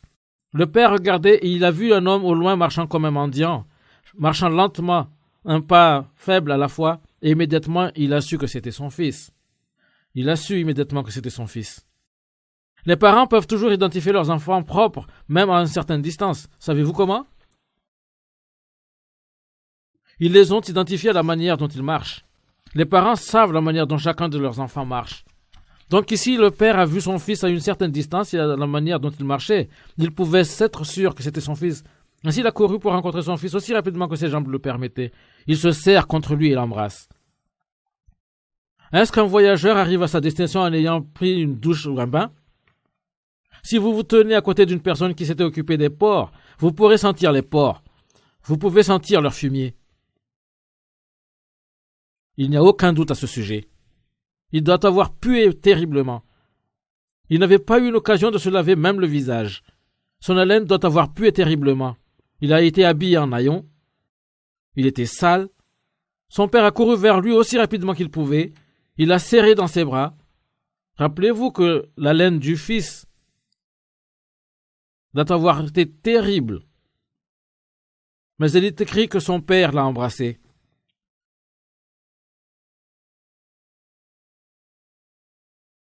Savez-vous quel est le sujet de cette parabole? C'est une démonstration de l'amour de Dieu. C'est l'amour que Dieu a pour les pécheurs. Même si nous, pécheurs, puant le péché, sommes souillés avec les ordures et les maux de ce monde, Dieu ne dit rien de toutes ces choses.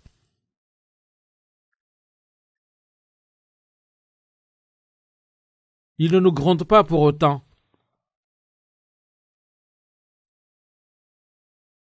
Tel est le cœur de Dieu. Et comme je l'ai dit auparavant, Dieu hait le péché dans sa nature, mais il aime les pécheurs, ceux qui ont commis les péchés. Peu importe combien de péchés ou quel genre de péchés nous avons pu commettre, Dieu déteste ces péchés, mais il aime ses fils qui ont commis ces péchés. N'est-ce pas comme les parents? Les parents aiment leurs enfants quoi qu'ils fassent. Ces parents aiment toujours leurs enfants et l'amour est particulièrement relevé quand les enfants sont dans un certain genre d'ennui ou quand ils sont malades. Mais l'amour de Dieu est tellement plus grand que celui des parents ordinaires. En fait, il n'y a vraiment aucune comparaison. Regardez le verset 21. Alors le fils dit à son père, « Père, j'ai péché contre Dieu et toi. Je ne mérite plus d'être appelé ton fils. » Père, j'ai commis beaucoup de péchés. Je ne mérite plus d'être appelé ton fils. Regardez ce qui est écrit ici. Père, j'ai péché contre toi et Dieu.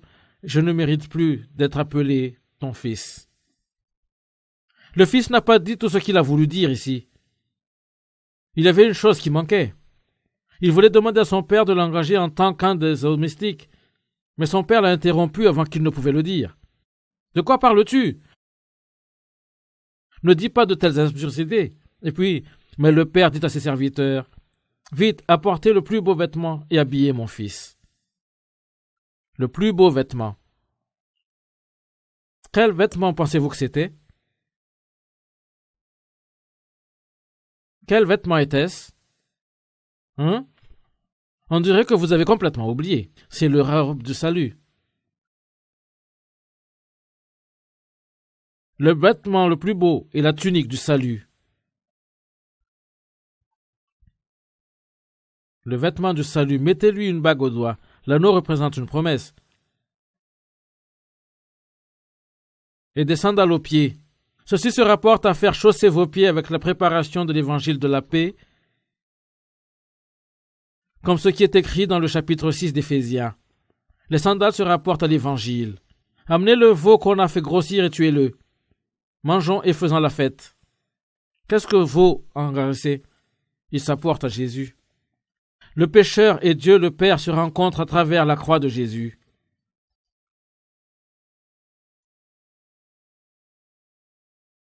Dieu rencontre le pécheur à travers la croix de Jésus.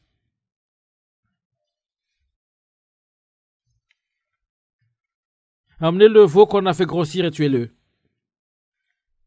Mangeons et faisons la fête. Oui, mon fils qui est là était mort, et il est revenu à la vie. Il était perdu, et il est retrouvé. il commence à faire la fête. Où est l'endroit où nous pouvons rencontrer Dieu? C'est avant la croix de Jésus. Nous pouvons rencontrer Dieu à la croix de Jésus parce que le problème de nos péchés est résolu par la croix de Jésus.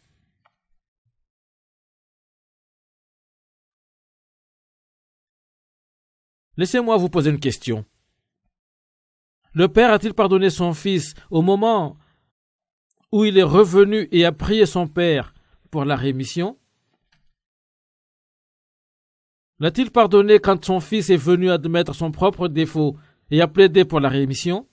Ou a-t-il pardonné son Fils même avant qu'il ne soit revenu? Lequel est vrai? La réponse est très facile, n'est-ce pas? C'est laquelle? Oui, avant qu'il ne soit revenu. Il a pardonné son Fils longtemps avant qu'il ne soit réellement revenu à la maison. Tel est le cœur de Dieu. Pensez-vous que Dieu pardonne les gens parce qu'il les voit pleurer à lui? Pensez-vous que Dieu pardonne les gens parce qu'il voit le montant d'argent qu'ils donnent comme donation? Ce n'est pas pour cela qu'il pardonne. Il vous a pardonné il y a 2000 ans, longtemps avant que vous ayez même connu Dieu et que vous ayez essayé de le chercher.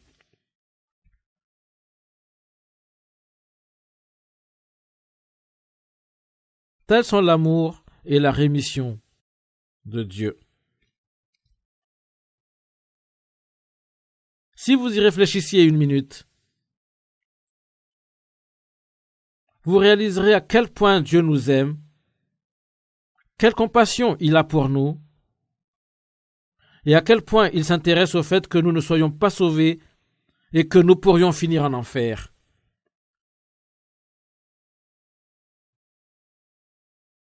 Dieu a déjà pardonné nos péchés et nous demande d'y croire.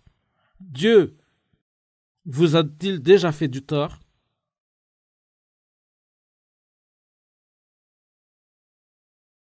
Oui, est-ce que Dieu vous a déjà fait du tort? Dieu n'a jamais fait quoi que ce soit de susceptible de nous blesser d'une façon ou d'une autre, n'est-ce pas? Allons dans le livre d'Ésaïe dans l'Ancien Testament. Chapitre 44.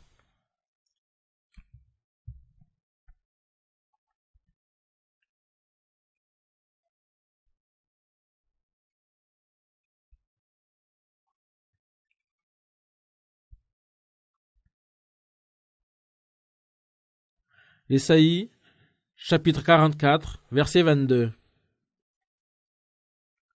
Rappelez que ce que sont les mots dans la Bible qui nous fournissent la solution à notre problème. Verset 22. J'ai balayé tes fautes comme un nuage. J'ai chassé tes péchés comme le brouillard du matin. Reviens vers moi, je suis ton libérateur.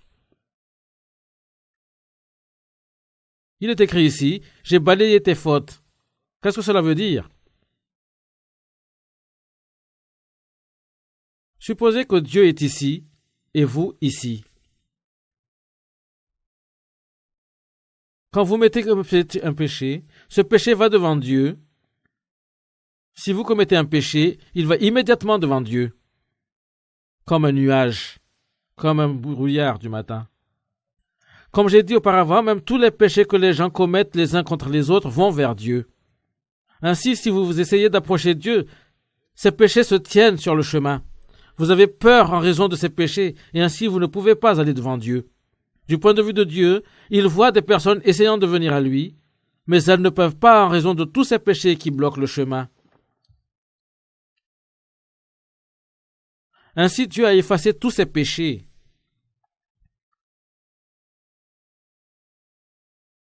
Il a envoyé Jésus en ce monde afin d'effacer tous ces péchés.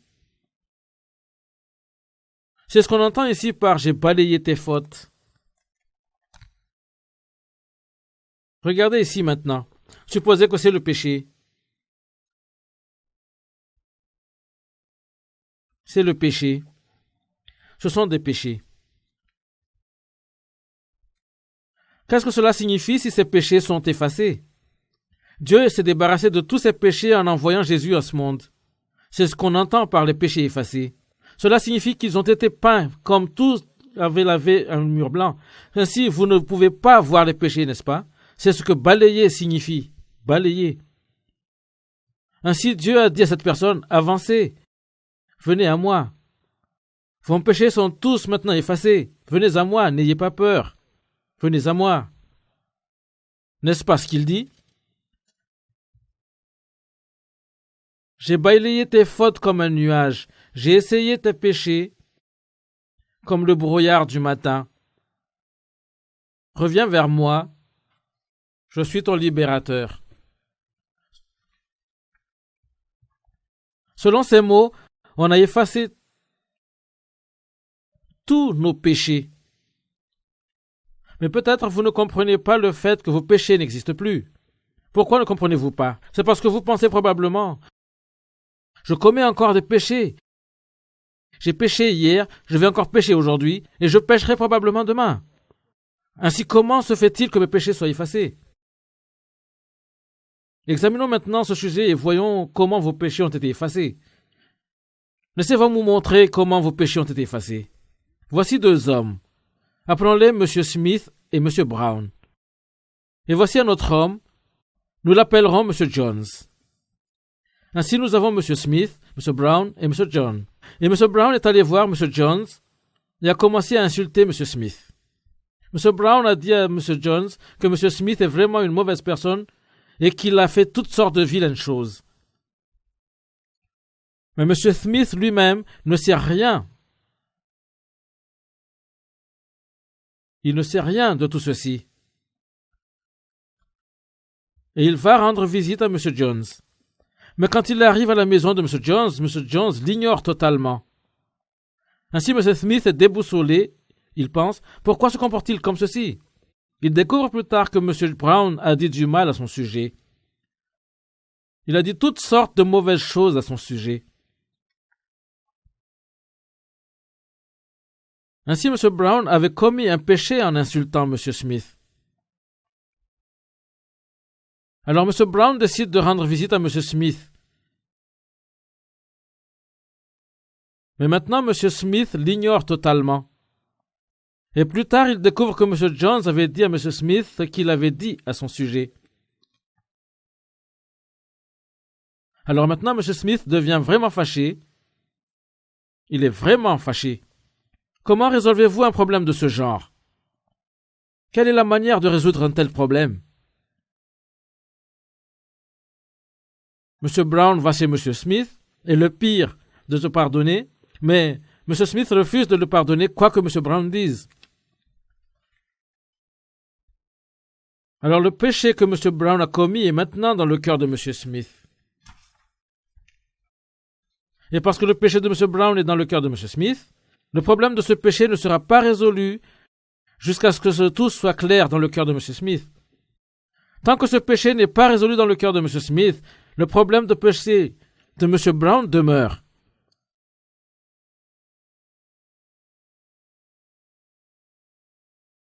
Le péché de M. Brown demeure toujours. Qu'est-ce que tout ceci veut dire?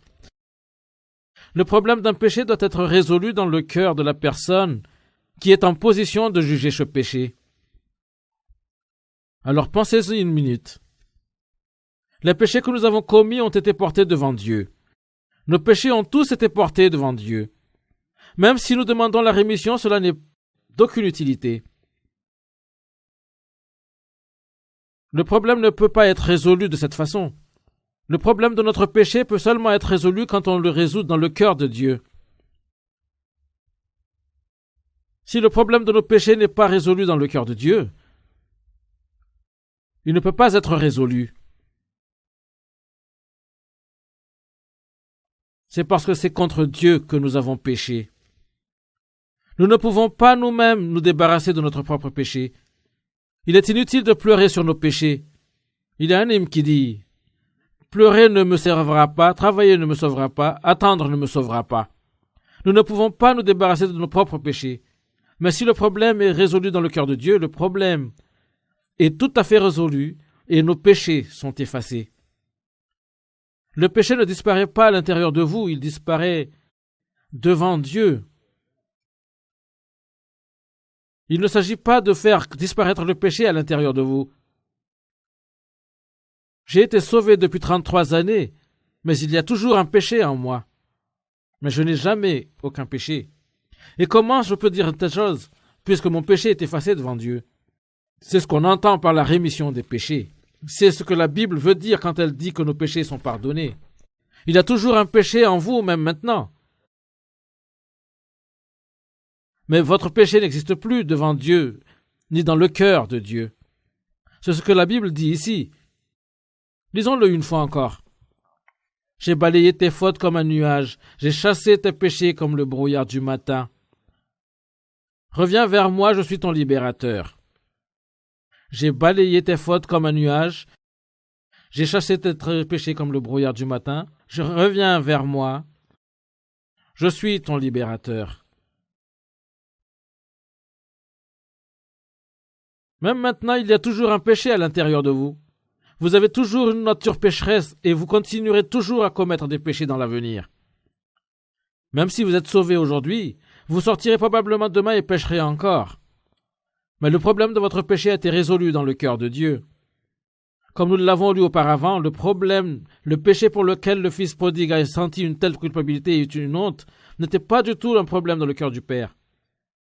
Même le fait que le fils était parti comme cela n'était pas du tout un problème dans le cœur du Père. Le Père était simplement heureux que son fils est revenu à la maison. C'est pareil pour Dieu. Peu importe le genre de péché que vous auriez pu avoir commis, Dieu est seulement heureux que vous croyiez maintenant en Jésus. C'est ce que Dieu est. C'est ce que notre Père est. Vous devez vous débarrasser de n'importe quel malentendu que vous auriez pu avoir avec Dieu. Les gens comprennent mal Dieu. Ils ne savent pas du tout comment Dieu est. Dieu a complètement pardonné nos péchés. Dans son cœur, il ne garde aucun souvenir de tous nos péchés. C'est ce que Dieu est. C'est ce qu'il est dit ici dans la Bible, n'est-ce pas? Allons au chapitre 3 de Romains.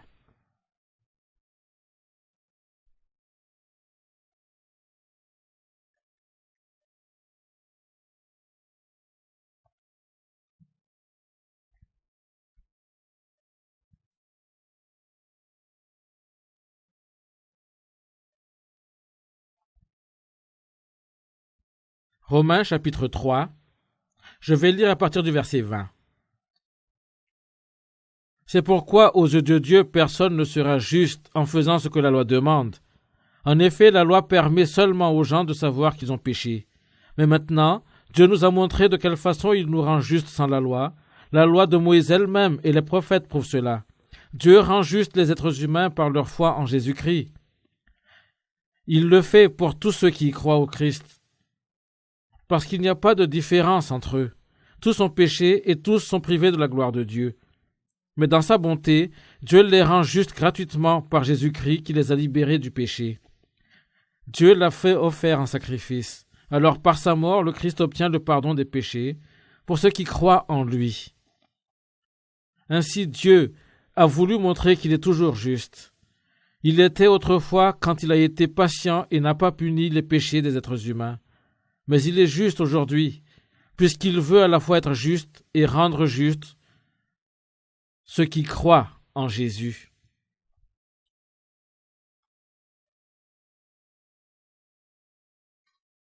Il existe deux facteurs clés dans la Bible. L'un d'entre eux est la loi et l'autre est l'Évangile. J'ai déjà parlé au sujet de la loi dans une certaine mesure. Et ici, dans le verset 20, on lit « C'est pourquoi, aux yeux de Dieu, personne ne sera juste en faisant ce que la loi demande. En effet, la loi permet seulement aux gens de savoir qu'ils ont péché. Dieu a donné la loi à l'homme à travers Moïse. Mais pourquoi a-t-il donné cette loi à l'homme? La raison pour laquelle Dieu a donné la loi à l'homme n'était pas parce que l'homme pourrait être sauvé en observant la loi, ou pourrait être justifié et rendu juste en observant la loi. Dieu a donné la loi à l'homme de sorte que l'homme puisse avoir conscience de son péché. D'une manière générale, les gens qui disent qu'ils croient en Jésus ne savent pas vraiment pourquoi Dieu a donné la loi à l'homme, et donc ils souffrent durant toute leur vie en essayant d'observer la loi. Ils mènent leur vie entière de cette façon. Dans le verset 28 du chapitre 11 de Matthieu, Jésus a dit « Venez auprès de moi, vous tous qui portez des charges très lourdes et qui êtes fatigués, et je vous donnerai le repos. » Ceux qui portent des charges très lourdes se réfèrent à ceux qui essaient ardemment d'observer la loi de Moïse.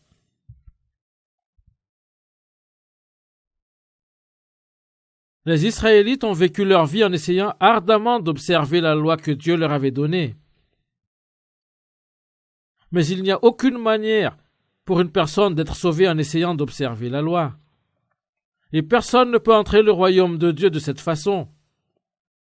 Mais les gens agissent de cette façon parce qu'ils ne savent pas la vraie raison pour laquelle Dieu a donné la loi à l'humanité. La Bible indique que la loi a été donnée à l'homme de sorte que par la loi, l'homme connaisse son péché. Dans le verset 21, il est écrit « Mais maintenant, Dieu nous a montré de quelle façon il nous rend justes sans la loi. La loi de Moïse elle-même et les prophètes prouvent cela. » Il est tout à fait difficile de comprendre cela, n'est-ce pas? Il est dit « Mais maintenant, Dieu nous a montré de quelle façon il nous rend justes sans la loi. » Je pense que même si vous lisez ces mots, vous ne comprendrez pas vraiment ce qu'ils signifient. En d'autres termes, cela signifie qu'un homme ne devient pas juste en donnant le meilleur de lui-même pour observer la loi. Donner à l'homme une autre manière. Quand la Bible dit que maintenant, Dieu nous a montré de quelle façon il nous rend justes sans la loi, cela signifie que Jésus a été manifesté. En d'autres termes, si nous voulons aller au royaume de Dieu, nous devons être justes, comme Dieu est juste. Si nous ne pouvons pas faire preuve de la même droiture que celle de Dieu, alors nous ne pouvons pas entrer dans le royaume de Dieu. Le monde où Dieu demeure est un monde juste. C'est un monde pur et saint. Ainsi, comment une personne qui n'est pas aussi juste que Dieu peut aller entrer dans le droit de Dieu demeure? Ainsi, ce texte nous dit ici que bien que l'homme puisse faire tous ses efforts et donner le meilleur de lui-même dans sa tentative d'observer la loi, il ne peut pas encore faire preuve de droiture comme Dieu. Alors l'homme a eu besoin d'une autre manière pour réaliser cette droiture. L'homme devait pouvoir mettre la droiture de Dieu. La droiture qui vient de Dieu et qui pourrait rendre l'homme juste a été révélée, et cette droiture était Jésus. Je pense que vous le comprendrez si vous jetez un autre coup d'œil à ce qui est dit écrit ici. Mais maintenant, Dieu nous a montré de quelle façon il nous rend justes sans la loi. La loi de Moïse elle-même et les prophètes prouvent cela. Dieu rend juste les êtres humains par leur foi en Jésus-Christ. Il le fait pour tous ceux qui croient au Christ parce qu'il n'y a pas de différence entre eux. Il est dit ici, par la loi en Jésus-Christ. Si quelqu'un croit en Jésus, on le rend juste, et cette justesse est celle de Dieu. Alors il y a une manière pour l'homme qui soit rendu juste à travers la foi, pour que l'homme reçoive la justesse par la foi. Être rendu juste par la foi est le même que de devenir juste comme Dieu l'est. Pour dire ça d'une manière autre, la personne elle-même est exactement ce qu'elle a été avant. Si elle portait les vêtements d'un mendiant, elle ressemble toujours à un mendiant. Et si elle portait les vêtements d'un homme, elle ressemble toujours à un homme. Nous sommes tous des pécheurs. Nous sommes tous les mêmes du fait que nous sommes tous des pécheurs. Mais une fois qu'une personne croit en Jésus, alors il porte la droiture de Jésus. Moi-même, je ne suis pas juste. Je suis un pécheur. Mais si je crois en Jésus, je mets la droiture de Jésus. Et ainsi, quand Dieu me regarde, j'aurai l'air juste comme Dieu l'est. Quoique je sois toujours la même personne, aux yeux de Dieu, je suis élevé dans la position d'une personne juste. Le péché demeure toujours chez moi comme il l'a fait avant. Je suis simplement le même pécheur que j'étais avant. Mais si je crois en Jésus, alors sa droiture devient ma droiture.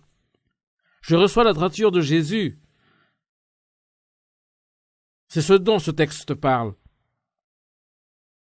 Ainsi, la manière de devenir juste comme Dieu l'est est par la croyance au Jésus-Christ. Il n'y a aucune autre manière. Marquez cette page et allez dans 1 Corinthiens chapitre 1er. C'est le livre qui vient juste après Romains. 1 Corinthiens chapitre 1er, verset 30.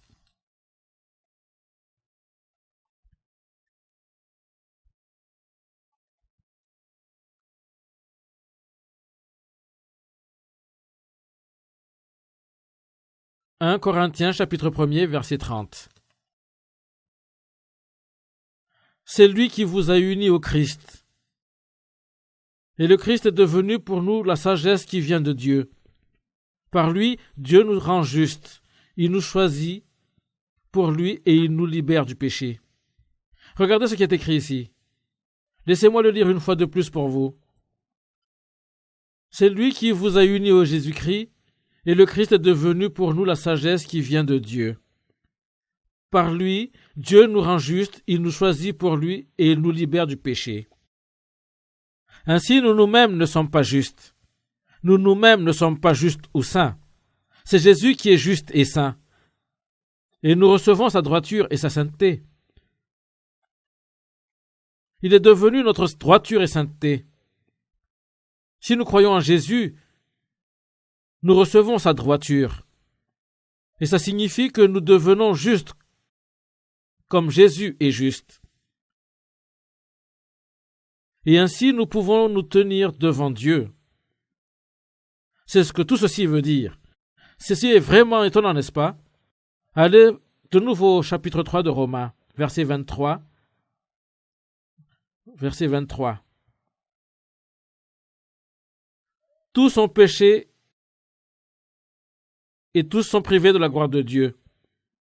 Mais dans sa bonté, Dieu les rend justes gratuitement par Jésus-Christ.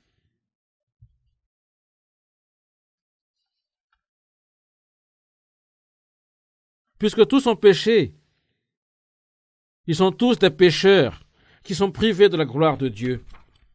Mais après, il est également écrit ici, mais dans sa bonté, Dieu les rend justes gratuitement par Jésus-Christ. Il est dit ici que la grâce de Dieu est gratuite. Ce n'est pas que nous avons fait quelque chose qu'en retour nous recevons cette grâce. Nous n'avons pas payé le prix de cette grâce.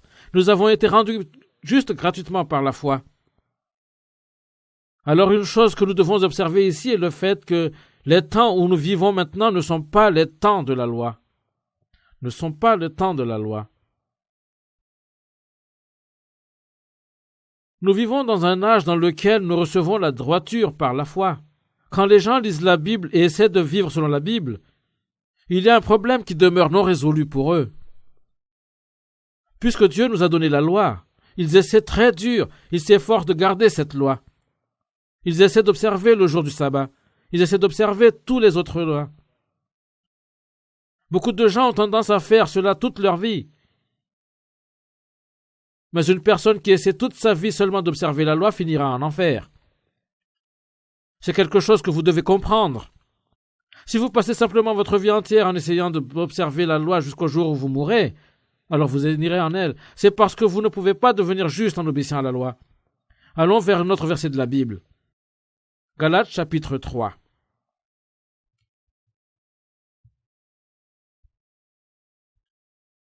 Galates chapitre 3. Dans le Nouveau Testament. Galates chapitre 3.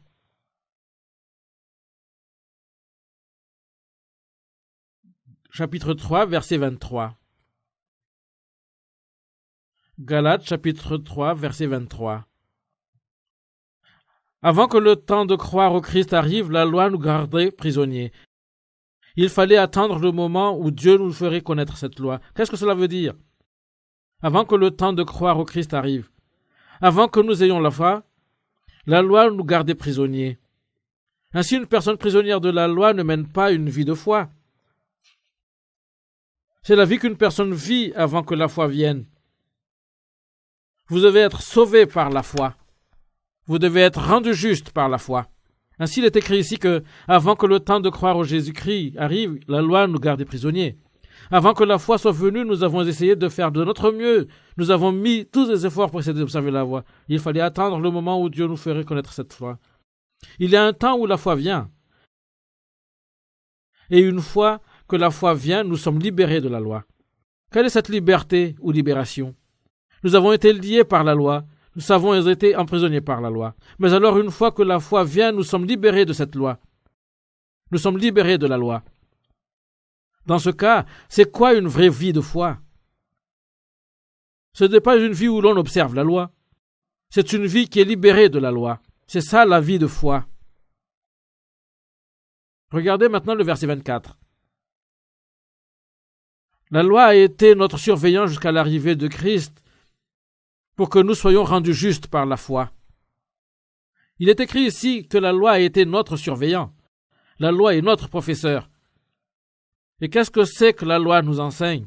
Comme nous l'avons vu plus tôt, la loi nous a été donnée de sorte que nous nous rendions compte de notre péché. Quoique les gens commettent des péchés, ils vivent leur vie en ignorant le fait que leurs actions sont pécheresses.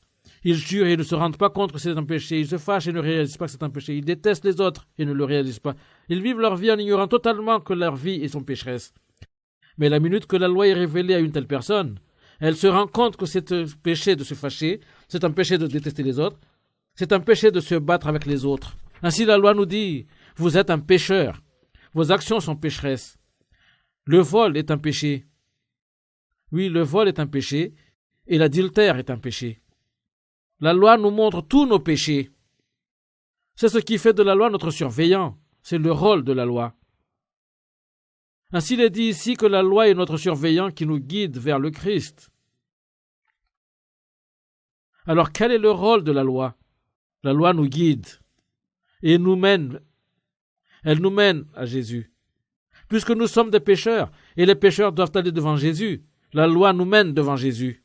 Par conséquent, la loi a été notre surveillant jusqu'à l'arrivée du Christ pour que nous soyons rendus justes par la foi.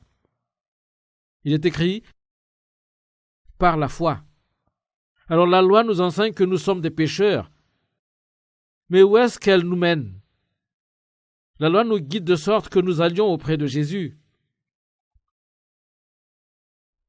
Nous sommes guidés pour que nous nous tenions devant Jésus.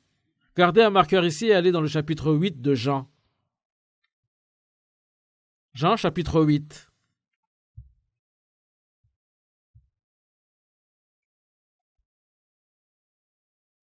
Jean chapitre 8.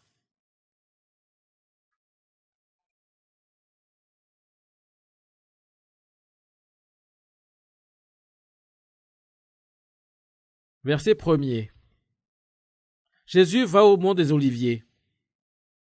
Verset 1er du chapitre 8 de Jean. Jésus va au mont des Oliviers. Le matin suivant, de bonne heure, il retourne dans le temple et tout le monde vient auprès de lui. Jésus s'assoit et se met à enseigner. Les maîtres de la loi et les pharisiens amènent une femme et ils la placent devant tout le monde.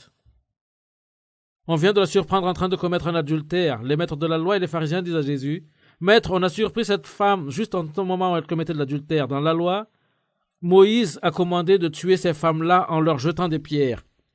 Et toi, qu'est-ce que tu dis ?» Ils disent cela pour lui tendre un piège. En effet, ils veulent voir une raison pour l'accuser. Mais Jésus se baisse et il se met à faire des traits sur le sol avec son doigt. Selon la loi de Moïse, si une personne commettait l'adultère et était découverte, s'il y avait 2 témoins au crime, l'adultère a été lapidé à la mort. Le péché de l'adultère a été considéré un péché terrible pour les Juifs. Du temps de Jésus, il y avait une femme qui avait été attrapée en train de commettre de l'adultère. Elle a été attrapée la main dans le sac. Et les scribes et les pharisiens l'ont apportée devant Jésus. À ce moment-là, Jésus parlait aux personnes dans la cour du temple à Jérusalem. Ainsi, les scribes et les pharisiens ont apporté devant Jésus cette femme qui avait été attrapée en train de commettre l'adultère. et les jeter à les pieds. Ils ont dit à Jésus, « Dans la loi, Moïse nous a commandé de tuer ces femmes-là en leur jetant des pierres. »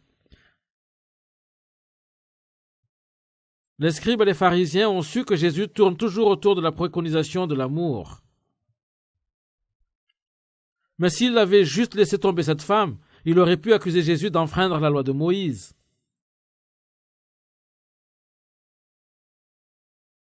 Et s'il avait dit qu'elle devait être lapidée à mort, alors son cri pour l'amour aurait été vu comme insignifiant et peu important.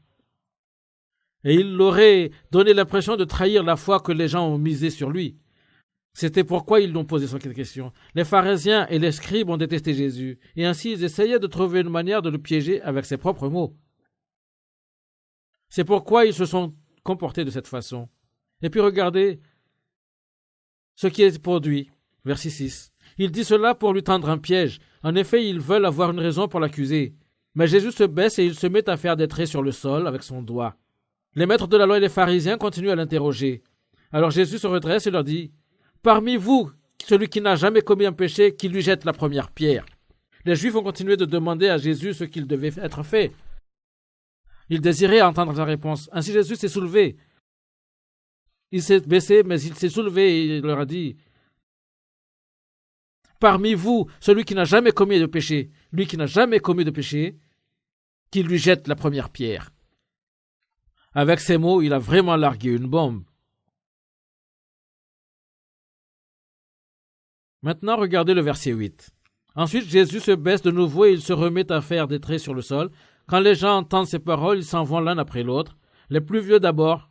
Jésus reste seul avec cette femme.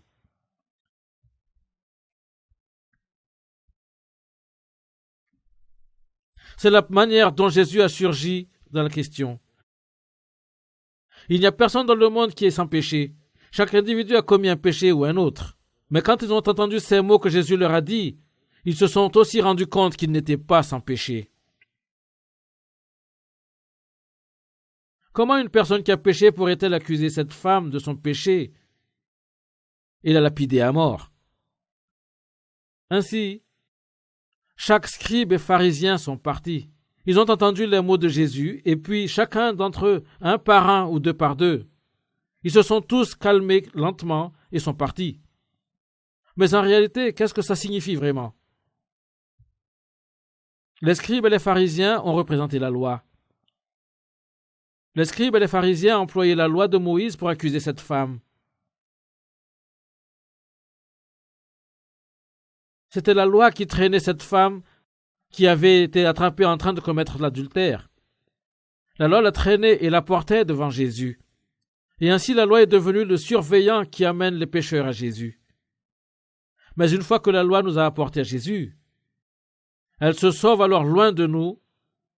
La loi se retire et part loin de nous. Ce que ça veut dire est que si nous croyons en Jésus, nous n'avons plus n'importe quel rapport avec la loi. Nous n'avons plus n'importe quel lien avec la loi. Regardez maintenant le verset 10. Verset 10. Jésus se redresse et lui dit, « Où sont Personne ne t'a condamné? Où sont-ils » C'était la question que Jésus a posée.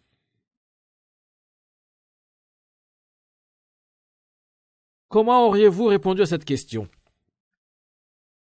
Comment répondriez-vous à cette question en ce moment? Cette question s'applique également à chacun d'entre vous qui suivez cette conférence en ce moment. Personne ne t'a condamné? Personne ne t'a condamné? Où sont-ils? Personne ne t'a condamné? Si vous croyez au sang que Jésus a versé sur la croix et croyez que vos péchés ont été pardonnés, il n'y a plus aucune condamnation. Il n'y a aucune accusation. Votre conscience cesse de vous accuser. Vous n'êtes plus accusé par votre conscience. Pourquoi donc? C'est parce que Jésus a pardonné vos péchés. Puisque Jésus a payé le prix de vos péchés à votre place. Vous n'êtes plus accusé de votre péché. Votre conscience ne vous accuse plus. Vous n'êtes plus condamné.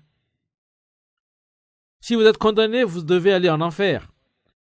Mais cette condamnation a maintenant disparu. Alors regardez cette question que Jésus a posée. Il vous pose également la même question en ce moment. Essayez de répondre à cette question vous-même dans votre cœur. Quoique vous-même n'ayez pas été attrapé réellement en train de commettre de l'adultère, vous êtes un pécheur qui a commis l'adultère devant Dieu. Dans le verset 4 du chapitre 4 de Jacques, il est dit que vous trompez Dieu. Vous ne savez donc pas ceci. Aimer le monde, c'est détester Dieu.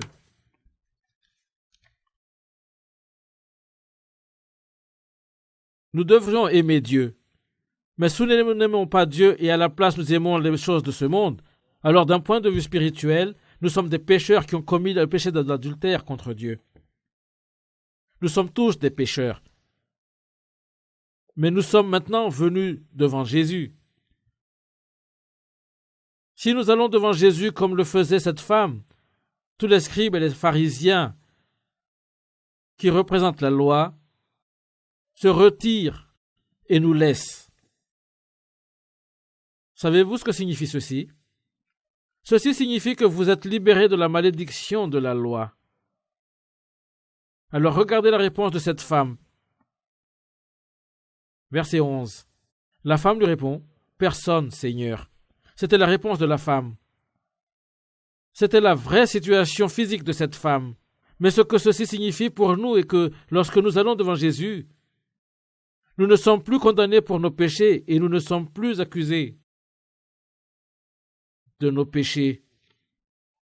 C'est ce que ceci signifie. Si vous croyez en Jésus, si vous croyez au sang que Jésus a versé, votre péché touche à sa fin. Le problème de votre péché a été résolu. Votre péché a disparu. Regardez alors ce que Jésus a dit à la femme. Jésus lui dit, « Moi non plus, je ne te condamne pas. » Jésus lui dit, « Moi non plus, je ne te condamne pas. » Jésus n'a eu aucun péché. Et parce qu'il n'a eu aucun péché, il aurait pu condamner la femme. Savez-vous pourquoi? C'est parce que la personne qui n'a commis aucun péché était en position de pouvoir lui jeter la première pierre. Jésus était le seul qui n'a eu aucun péché, et ainsi il a été qualifié pour jeter les pierres à la femme. Mais Jésus dit, « Je ne te condamne pas non plus. » Qu'est-ce que Jésus voulait dire quand il a dit qu'il ne la condamnait pas? Il a voulu dire qu'il ne l'accusait pas d'être une pécheresse qui devait être condamnée à aller en enfer. Il a dit, « J'ai pardonné tes péchés. »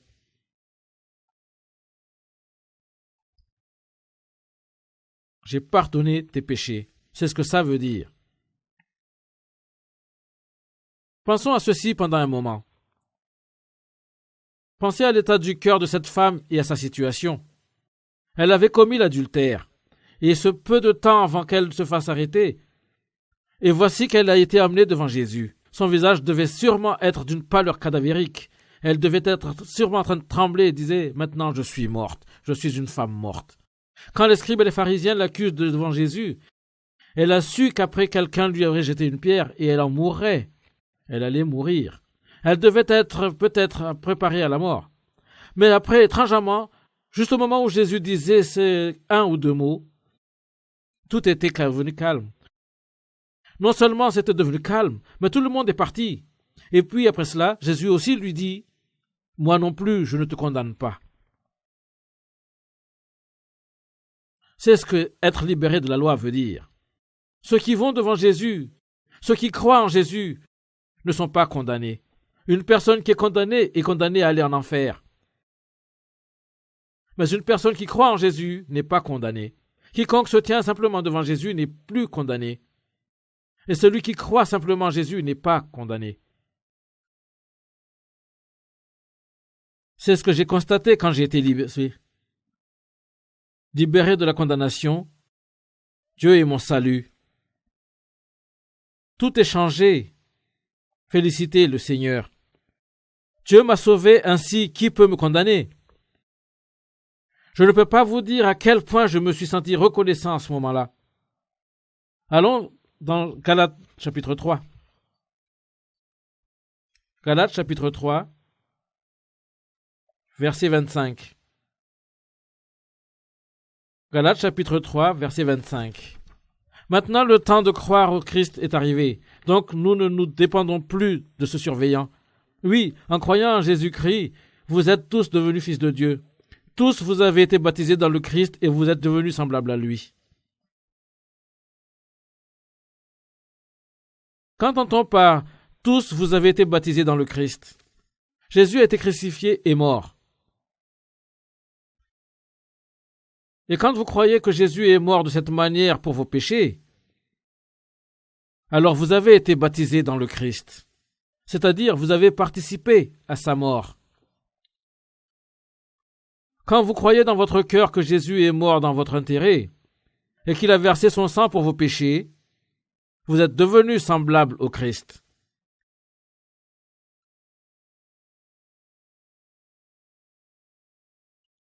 Et si vous êtes devenus semblables au Christ, ça veut dire que vous ressemblez au Christ.